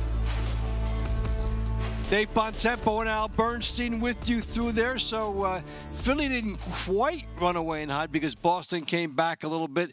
But I think the star performers earned their stripes in the middle rounds overall. Yeah, exactly. The people that we thought were going to probably propel Philly did exactly that. And there were a couple of Boston performers like Skylar Lacey, who is so solid for them, who came through as well. We talked about the Philadelphia women increasing that team. Let's take a look at a couple of fighters who did well in the middle rounds of this, and it all started in round number 9. Yeah, Alessandra Contreras pushing forward against Brandy Robinson and doing some good offensive work. Part of the women's contingent that came into this match tonight with a total 20-3 record this season. She adds another win to the ledger. All right, so this was the vindictive series here with Stacia Suttles responding to Sage Rosario's talk from last week. Yeah, bold statements by Rosario, and Suttles took it to heart, won the first encounter they had, and then did even better, I think, in the second one. A lot of power punches landed by Suttles. Rosario was aggressive. She landed some shots, but had defensive liabilities, and Suttles thought to remind her there, hey, guess what? You got to show a little respect to me. And Rosario did not like this. They did not embrace in the sportsmanship immediately after. You know, we talk about this Philly team. There are some great fighters. Now, by the way, okay, they're getting Francisco Rodriguez rolling again. He's been under the radar for them. And we talked about the women. Now you got Contreras. Now you got Suttles. And you've got Ellis, of course. And all of a sudden, you know, inside all of the big Philadelphia big number, we're seeing some segments of that. And the women have really held up here. They really have. And I mentioned there were 20-3 coming in this season. That's a pretty extraordinary record. And they are adding plentifully to it tonight. All right, let's take a look at the round to watch. We've already seen the competitor Skylar Lacey, and he got a nice win for Boston. We've seen Conja Nathan. Now we'll see them together. Yeah, in round 20, heavyweights. And yes, both already have a win here tonight. And they are they've been in the ring against each other 4 times. Skylar Lacey would like to get the win because guess what? Conja Nathan is 3-1 against Skylar Lacey. It'll be interesting to see. All right, so that's heating up tonight, and King is coming back. Luis Ortiz for Miami. Miami will be taking on Nashville. Another example of a champion who's found TBL as a place, hey, let me jump in and have some fun. Yeah, Luis Ortiz, a force in the heavyweight division for a long, long time, and I think everyone's excited to see him in the TBL. Yeah, he had the title for a while, great fights with Deontay Wilder and entertainment all the way through. So that will be Nashville tomorrow night, Miami to conclude the week. All right, let's go inside and pick up the money rounds of this one. We begin the money rounds between the Boston Butchers and Philly Smoke. And light heavyweight. For Boston, round 17, it is Steve Sumter. Philly, Jesse Hart. We saw them not too long ago, and Jesse Hart with a workmanlike, methodical triumph over Steve Sumter, and then looked like he mentored him a little bit, but didn't give him too many tips because they're facing each other right now. Yeah, quick turnaround for these two, for sure. And Sumter, as we mentioned, looking for a little more offense, and we'll see if he can find it here. It's been a problem for him in this Team Boxing League season. And Hart coming out much more aggressive than we saw even in the last fight. And a reminder of his record, which got boosted with that win earlier. He scored a knockout in his first appearance this year, and it turned around a fight that Philly was having with New York. It put Philly in front and changed the dynamics all the way through, and then Philly pulled away late. It was the first time in the league that we had the 4 points for the knockout, and he was the first fighter to take advantage of it. Yeah, that was a big moment, and you can make the case that kind of ignited this season for, as you pointing out, for Philly, and now here they are sitting here undefeated with a lead here tonight. That win shook the bad taste from them as they had lost the Mega Brawl to New York, and they were losing that night. And since then, they have been a different team. So fighters being warned here, low blow, so they'll give you some time, and they're back.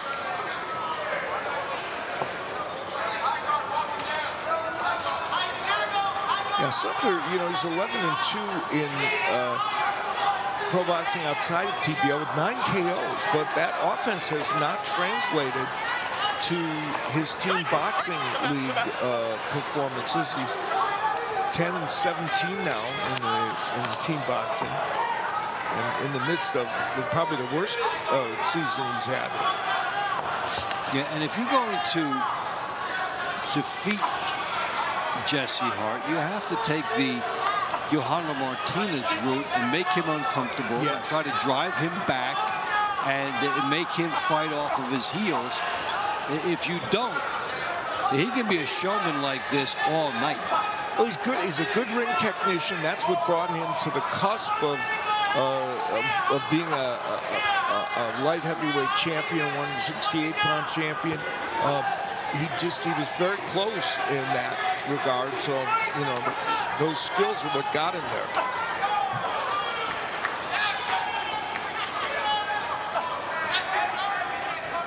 And in fact, he's challenged twice for a 168-pound world title and didn't get over the hump on that, but showed himself to be a real true contender. And here in Team Boxing League, he's found a nice home where, you know, as we point out, he's crossed into the 30 win situation, and you know, he's done a great job. And is viewed as the vocal leader on this team, so he has another role besides just being a good fighter. I mean, you look at him, and don't you get the idea? He'd have to be in charge wherever he was. Yeah. I'm the captain. That's just the way he assumes his roles, and people around him acknowledge it. So hard work, hard. As he may have made that look easy. Yeah, there was one point where it was a little dicey for him. A low blow from Sumter. Oh boy, yeah, that was unquestionably low. I don't think intentional, but it got there very low, and then Hart having his moments later in the round, landing a nice straight right hand. Partially impacted by, with Sumter coming forward and Hart's hand around him. So, TBL fans, the winner of round 17 by way of unanimous decision. From the Philly Smoke, Jesse Hart.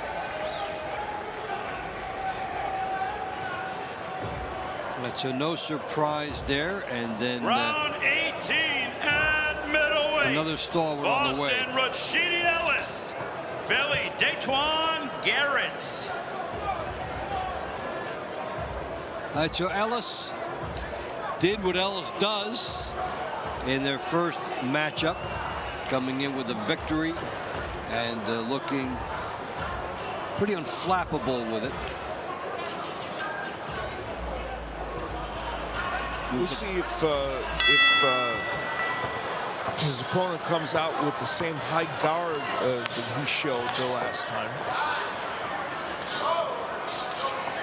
And there's that sneaky right hand by Ellis, right at the top of the leaderboard, as he's added to his net value with the win tonight. And that's a very good list of fighters in the middleweight division in TBL for the men. And we're going to see Elrod against the Nashville Smash this weekend. There's Elrod, a solid lefty. Ellis has added the right hand with power intentions this year to his attack. It's gotten him a knockdown, and we see him looking for it more. And he's fighting in a weight class higher than where he normally would be. He's at 160. I mean, he was actually at 147 when he was making a serious run for a title. Now he's at 154 and still highly ranked, of course. But so 160 is high for him to show power, but he has.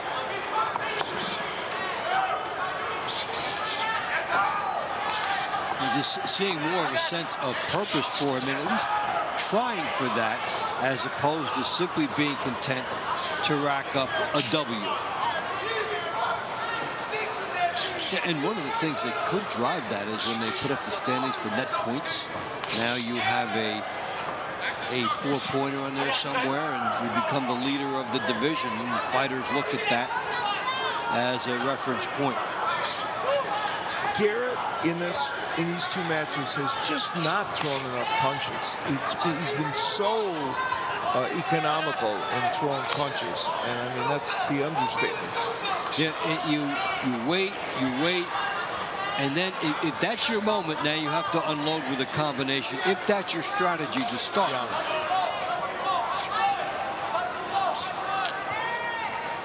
If you don't manage to do that, then this guy can just sit in his comfort zone the entire fight. And hitting Rashidi Ellis isn't all that easy, so he's a good defensive fighter as well. Gives you a pretty good illustration. Then the quickness as he shuffles over to the side, lands a left hook to the body, a right uppercut, a straight right hand.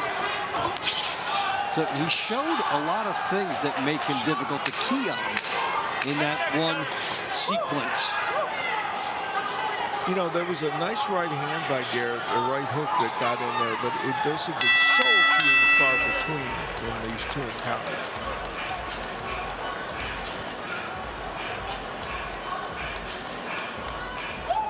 He did break a sweat. He hustled.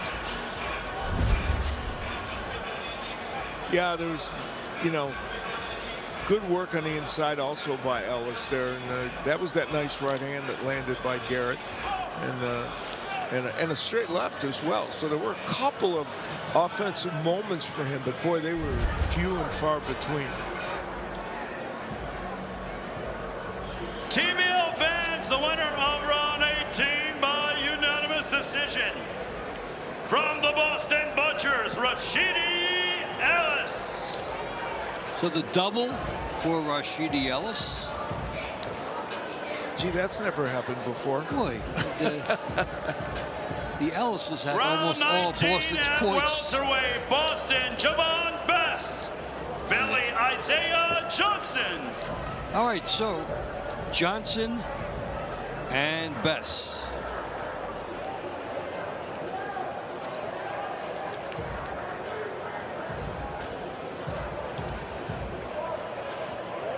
You know, what makes this impressive from the Philadelphia standpoint is we just saw a Boston team win so impressively last week. Yep. So this is a team that rocked and then not being able to do much against Philadelphia. Yeah, they were very impressive against Nashville, won by a substantial margin. And you're right, for that to be turned around so dramatically here tonight in a match that really, honestly, there hasn't really been a point here where we're 100% sure they're in the match. All right, so it's been a big night for the Ellis family, and Avril is standing by. Go ahead. Yes, guys, I'm near ringside with Shaquilla Ellis, the sister to the guys that I spoke to earlier. She's a superstar in her own right. She was an Olympian, 2022 amateur world champion, and as a pro, she is undefeated. She's never lost a fight in the TBL in your second season now. No, right now, till this day, yeah. That's right, you went tonight, of course. How, growing up in a house full of boxers, how was that, and how do you feel like that shaped your success as a professional? Well, I was always like a little scrapper when I was younger, so like, my dad just put me in the gym with my brothers as a punishment because I was always fighting outside. So I got to the gym and I started beating up people without getting in trouble. I loved it, you know? And look at me now. That's right, and Rashidi told me that you used to beat him up as a kid. Yeah, I did until he got bigger, and then I'm like, all right, I'm not messing with you no more. And so, how does it feel to watch your brothers fight in the ring tonight when you're on the other side? Oh, it felt good, you know. I see that they're doing good, they're improving, but I can't cheer as much as I wanted to, you know, because I got my team to cheer for. So I just stay quiet and, you know, head. Well done to your whole family tonight. Take us back to the ring, guys. All right, well, I wasn't there, but I think I have my money on who might have provoked most of the confrontations. I believe you are correct in that assumption. All right, Johnson and Bess going at it here with 40 seconds to go. Johnson with a really nice combination there. He is such a good combination puncher. Tall lefty that he can move his hands, and that's been a problem for Bess tonight against Johnson. Isaiah Johnson, I mean, if he can pull this victory out here, he's going to be 8-1 this season. That's really an impressive record, to be sure, and kind of exemplifies what this Philly Smoke team has been all about. Yes, an unsung 8-1. Yeah. The guy that nobody talks about. No, you're absolutely right. That's a very good point. I mean, he's put together good wins against Reinier Salgado, Darian Castro, among others, two top fighters.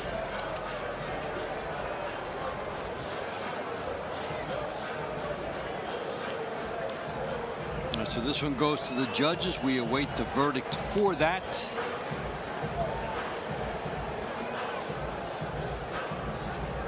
Quiet night for the power, but good consistency on the boxing end for Philadelphia. Yeah, we've seen 1 2-point round, and that's been it. TBL fans, the winner of round 19 by unanimous decision.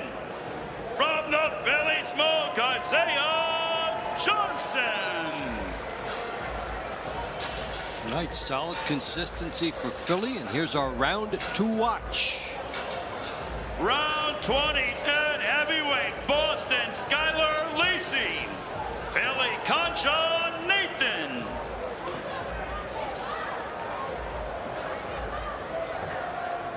Here's a nice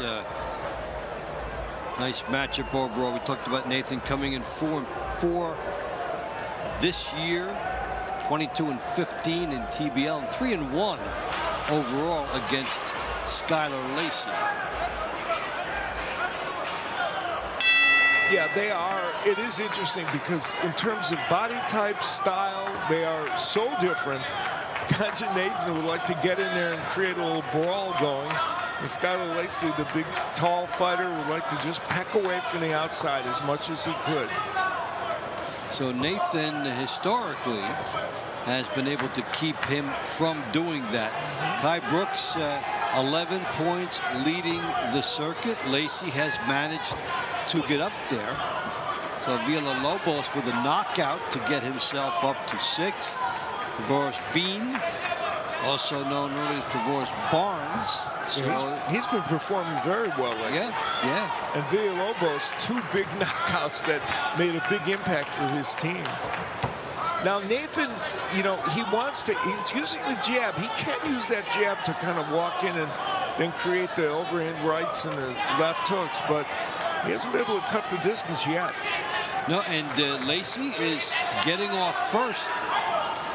They're trying to send the message that he wants to stay in his comfort zone. Then a looping right by Lacey.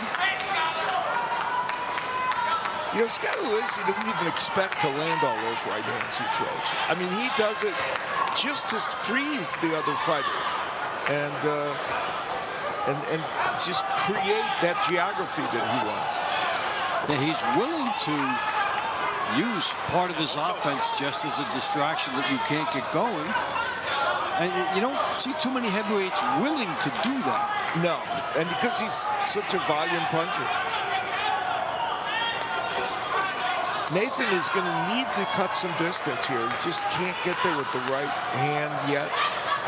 Hasn't really tried the left hook. very much.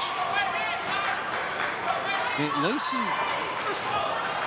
one of his best attributes is with the style, not biting off more than he can chew. Well, you make the point, the fighter's not being greedy, and that's a good way to put it, because if they can win two minutes of a round or 2:15 of a round, you know, they don't have to score monstrous punches. And here we're almost down to the end of this round, and Nathan has never lured Lacey into anything remotely resembling a firefight. No, Lacey stays outside, circles, and is basically sending the message, you want it, you have to come and get me. I'm not going into your power zone. And for a guy that was 1-3 against this opponent, Skylar Lacey has almost toyed with him. Yeah, very good point. I mean, you look at it and you say, how is that the case? But there are many fights where Conjure Nathan's been able to lure his opponents into a big brawl with him, and it's been to his advantage. Not so much with Lacey, and certainly not tonight. So Skylar Lacey, against an opponent with a winning record, does a beautiful job in this one. Yeah, he did, you know, the things that we're used to seeing from him. Using the jab there, you know, not a lot landing there. This was actually one of the rare occurrences where he was on the inside, kind of trading with Nathan. That was toward the end of the round. But Skylar Lacey looks for all the world like he carved out a win for himself here and for Boston. TBL fans, the winner of round 20 by way of unanimous decision from the Boston Butcher, Skylar Lacey. So Skylar Lacey continues his excellence as Boston hanging in Independence Hall in Philadelphia, the birthplace of the Declaration of Independence, historical significance in Philly, and a 7-point lead for their TBL team.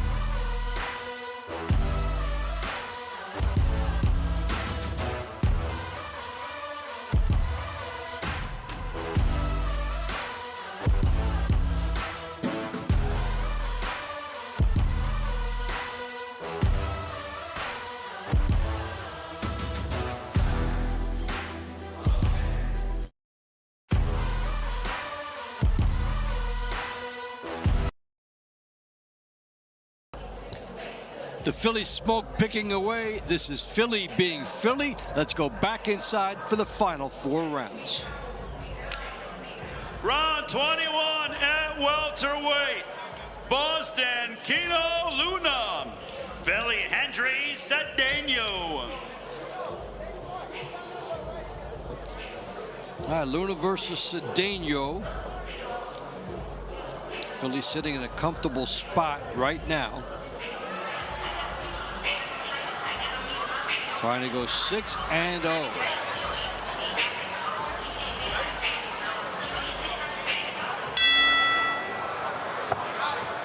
Duda, we mentioned, coming in 1-5 this year, lost 5 in a row.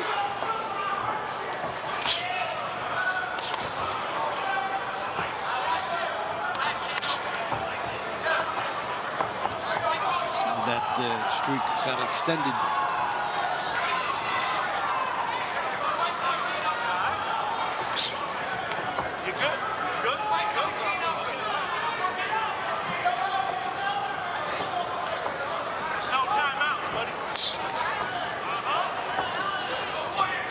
Cedeno got his first win of the season earlier this evening against Luna, and I'd like to add to that. Yeah, a guy with a glittering record outside TBL. I mean, he also had an 11-fight win streak. So trying to mention you know, that he'll try to become prominent here. And the two losses he's had this season to Yoelis Molina, both split decisions against a very, very good fighter. So, absolutely. And he's got to be in the pursuer here now against Luna. Good left hook to the body here by Cedeno. Then the tying up. Good right hand. And some good body work here by Cedeno. Uppercut. You know, I thought Cedeno, who has some pop in his punches, I thought Luna felt his power a little in that first match, and he's certainly feeling it here in the second one, because he's kind of turtling up and not really looking for offense, just trying to kind of get by. Yeah, and he gets nailed, and he may not get by. He's got 45 seconds to go. At least Cedeno may not think he'll get by because he lands a good right hand and an uppercut. And here comes Cedeno thinking bonus. He's got them all. All 4 for Cedeno. You put the pressure on, and the referee may buy your closing arguments. So how about that for Cedeno? Not only his first win, a stoppage on top of that. What a night. Well, tonight he has turned things around. We mentioned that was that big left hook that hurt his opponent. And for Cedeno, he just continued the offensive onslaught against Luna. And the referee stopped it, and no real protest from Luna. That left hook really had an impact from him, and you know, Cedeno has 12 knockouts in boxing outside of team boxing, so he's got some pop, and he used it tonight. Yeah, Cedeno did not let him off the hook. He has seen that in any circuit. He sees that, you know, you've heard a fighter, and from that spot after that right hand, Luna could never find a safe place. And so we have our first stoppage of the night worth 4 points. And ladies and gentlemen, the quick one. Referee in charge Eric Donnelly waves off the round at 2 minutes 20 seconds of round 21. For your winner by TKO, 4 points going to the Philly Smokes, Andriy Cedeno. Another unsung member of the Smoke. Round 22. How deep this team is. Boston, Alexi De La Cruz. Philly, Angel Hernandez.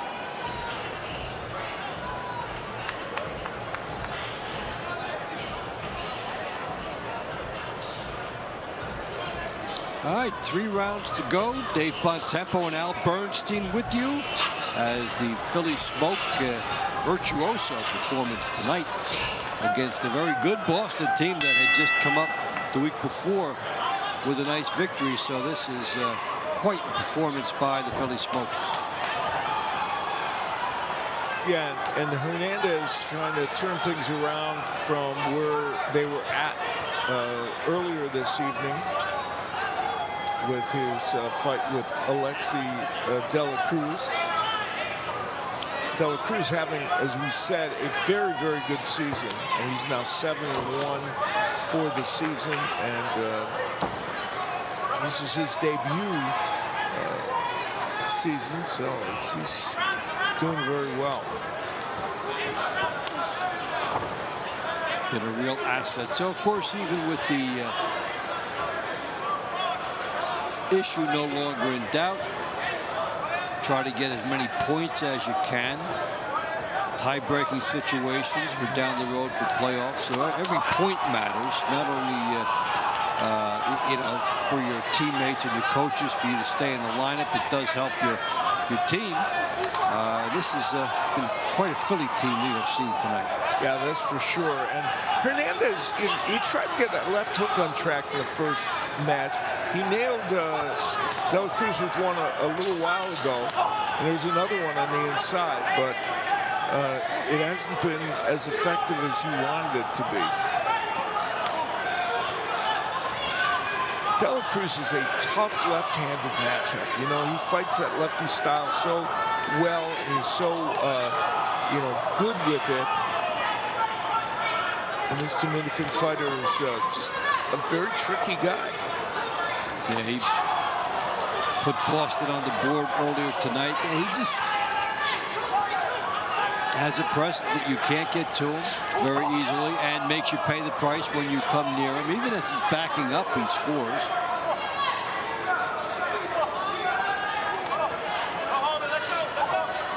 '30-year-old who discovered the TBL this season has come into it and has really been very solid. We see him getting consistent, better each week,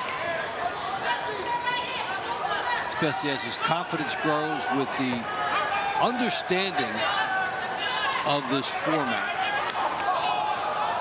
The right hook by him. You know, Angel Hernandez is somebody they would like to get going on the, you know, he came into this tonight 4-4 for the season. He might leave at 6-4 at the rate it's going, but he's had his good moments for Philly this season with a knockdown against Jose Rodriguez. So he's had some wins, but they'd like him to, I think, just be a little more consistent.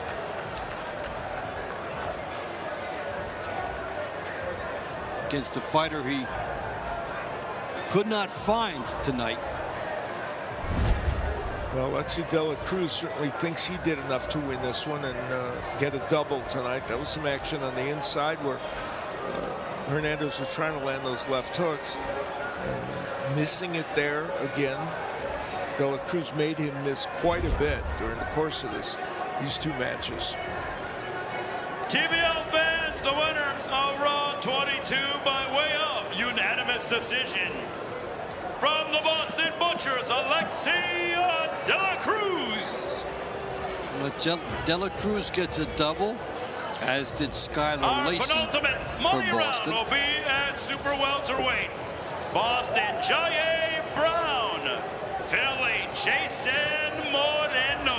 All right, so a rematch of launch rounds in which Moreno credited with a knockdown. That was a decisive moment for his team in the launch rounds. Yeah, that helped start the avalanche coming for Philadelphia.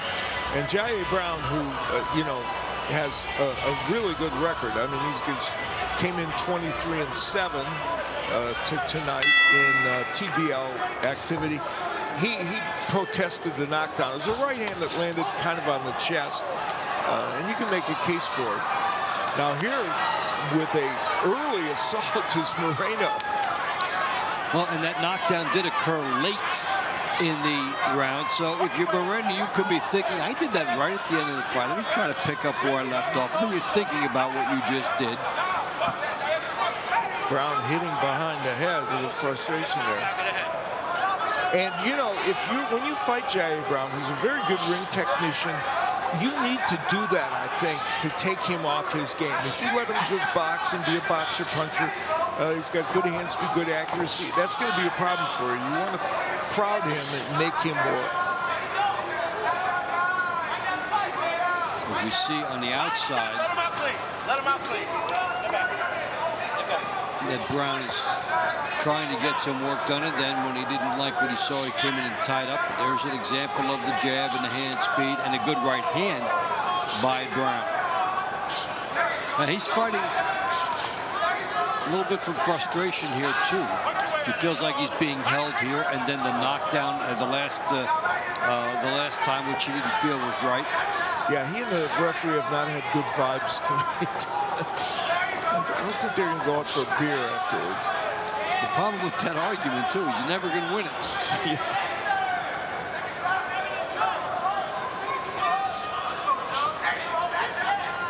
Jab by Brown on the outside, but then he gets nailed with the right hand.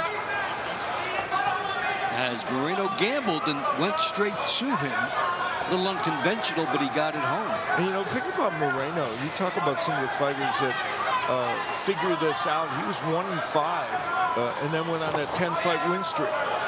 So at the beginning, not really working well within the structure, and then he did very well, and then came into this season. He had split decision loss to Giovanni Estella, but tonight, you know, he's looked good. Yeah, really has. He's gotten himself in an excellent posture in this league, really figuring it out. Will payback for hitting behind the head.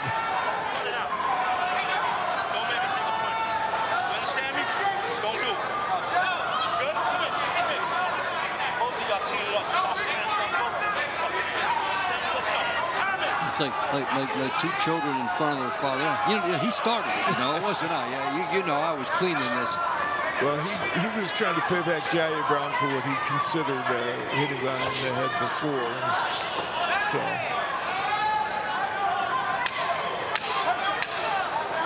So the final seconds of an unresolved conflict. Yeah, and this one was, you know, I thought Moreno did some good offensive work early, and the question is, was that the most? Now, these two efforts tonight. I think Jaya Brown, even though he thought the knockdown was inappropriate, this was not typical of Jaya Brown.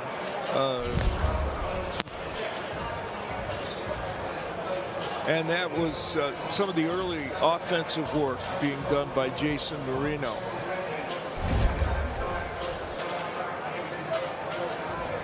Ladies and gentlemen, the winner of round 23 by way of unanimous decision from the Philly Smoke, Jason Moreno. All right, so Jason Moreno keeps it going for Philly. A three-point night for him. Our final money round will be in the heavyweight division. Boston, Michael Coffey. Philly, Stephen Williams. Coffey versus Williams to close it out. Well, both these men lost earlier this evening, so they'd like to put a W out there on their record. Yeah, you'd love to leave with a split, especially when you win the second one.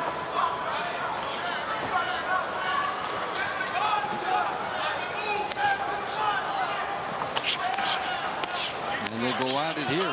Good action with Coffey trying to load up.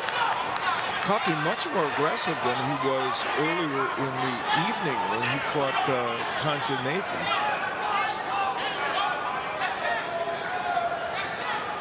And sometimes you take a lesson out of those fights. I didn't do enough. I'm coming in the next time. I'll start faster, which he did. And then now you settle in 40 seconds in, and let's see what transpires.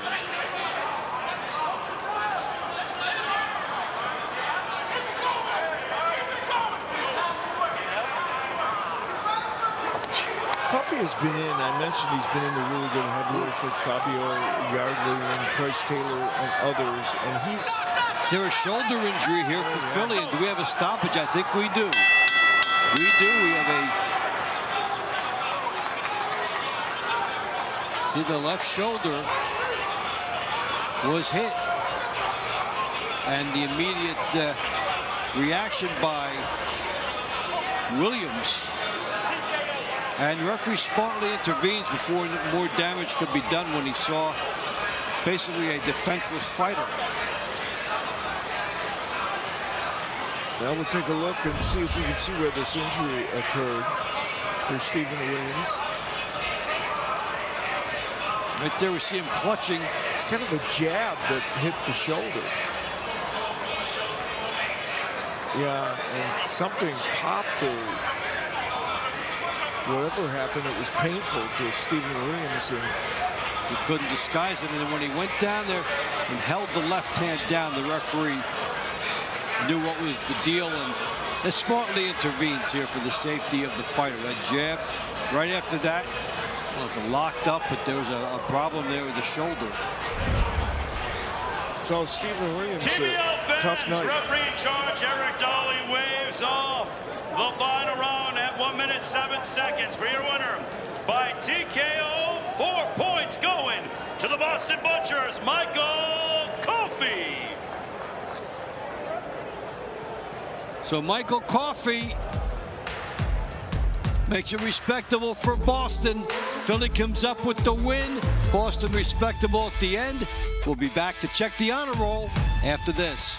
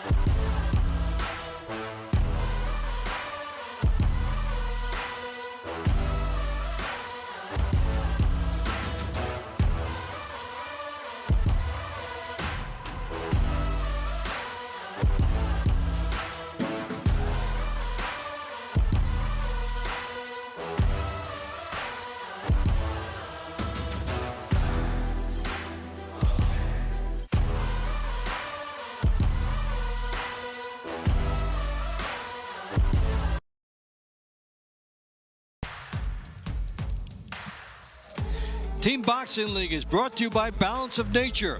In boxing, consistency beats intensity. Balance of Nature supplements help you stay consistent with ingredients of whole foods you can easily slot into your daily routine. Go to balanceofnature.com, use code TEAM, and start today. Well, a big win for Philly, 19-12, and let's take a look at the Balance of Nature stars of the fight.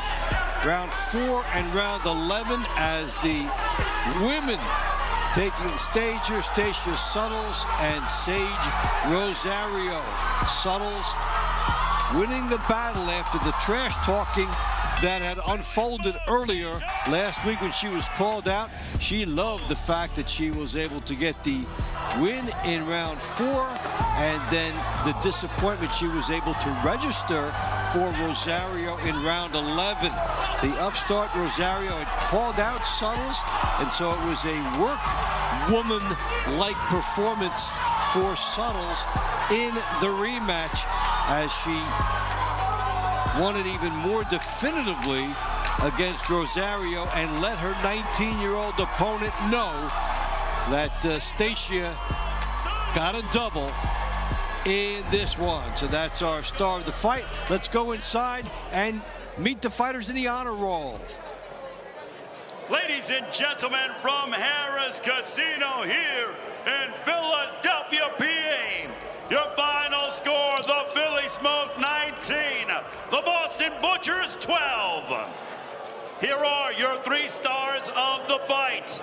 Your number 3 star, Boston Butchers super lightweight, Sage Rosario. The number 2 star, Philadelphia Smoke super lightweight, Stacia Suttles. force of nature #1 star, Philly Smoke welterweight, Andrea Cedeno.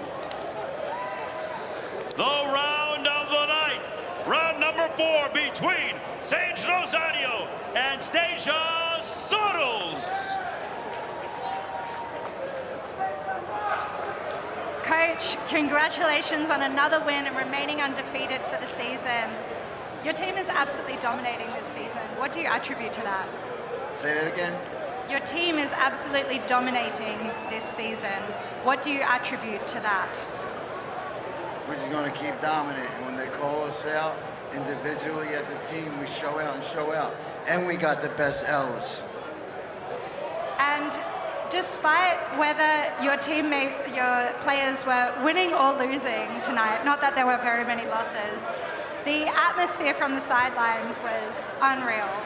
What do you do to create such a great environment amongst the team? It's all them. I'm just the glue. That's all. We're going to win again and win, win, win, win, win. Good job. Boom.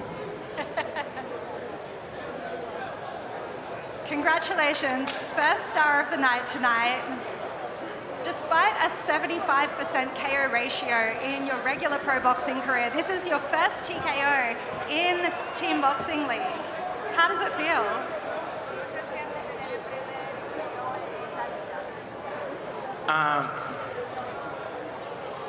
I'm sorry, I don't speak English 100%, but a little bit. And first time, I'm thankful for my team, Mr. Boken, for every opportunity. For me is, ¿cómo puedo decir? Me siento bien. I feel good Por dar mi primer knockout, for having the first knockout and representing the best team. Well, congratulations. Girls, amazing fight tonight. Very exciting. Sage, firstly, talk me through what happened tonight. I for sure got robbed the first round, and we got Philly Smoke in 2 weeks, and we're gonna run it back and go to war. And these girls better take shelter because the storm is coming. Stasia, how do you feel about that? I know that midway through the whole of that first round that you guys fought, your teams were both going crazy, and it was like you both went to another level in that fight. Talk me through how it was for you in there. I came in here and I do what I do. That's it. She came in here real confident, real cocky, really. And I showed her who Stasia the Natural is. So I'll see her in 2 weeks, and that's it. I have to ask you, what were the words that were said between you guys after the rounds? I saw you having a few sentences there together. Yeah, I told her to keep my name out her mouth. First of all, she don't even know how to say my name. My name is Stasia, so get it right. Next time you want to call me out, speak correctly. All right, Stasia, I'll see you in 2 weeks. I'll see you. June 13, these ladies fight again in Boston next time. June 13. Make sure you don't miss it. Guys, take us back to the studio. All right, so that's it. We see the stars of the night. Also, Skylar Lacey could have gotten some mentions here for his nice performance. Dela Cruz for Boston as well. Had some good nights as well. We saw some efforts from Boston. It came up with 7, just about where we thought that the margin might be. But what a dominant effort up and down, the consistency by this Philadelphia team. They were consistent all the way through. Everybody on that team, it appeared, came ready tonight to give a great performance. And Bob Kane, a man of few words, but he was prophetic. That was a lot for him. Yeah. At the over. If you had the over on Bob Kane, you get that. Well, a big night for Philly, and we've got another good one coming your way. The return of King Kong as Nashville faces Miami. We will see Luis Ortiz, the former heavyweight champion of the world, coming into his new form, TBL, and that's going to be tomorrow night. We're so glad that you've joined us here tonight in Philadelphia. We've had some great action, the knockdowns, the side story here with the women, and quite a night for Philly. For my buddy Al Bernstein, for Jason Moon, for all the people here, our fine crew at TBL, the people do a great job inside here to help us going. This is Dave Bontempo saying so long for now, and see you soon.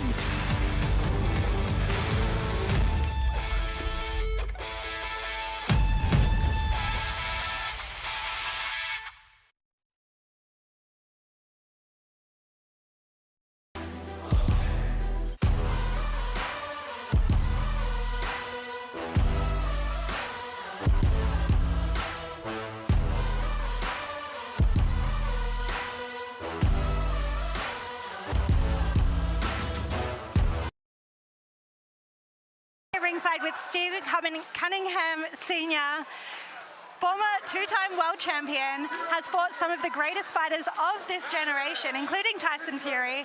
You retired in 2021 and then decided to come back in 2025 into TBL. Yeah. Talk us through that decision that brought you back, and how are you feeling about it so far? I mean, I feel great about it, man. I'm excited about the TBL and what it's got in store for the future. I commentated a fight here in Philly in season 2, and I was intrigued. My son was on the team at the time, and I'm like, yo, I want to do that.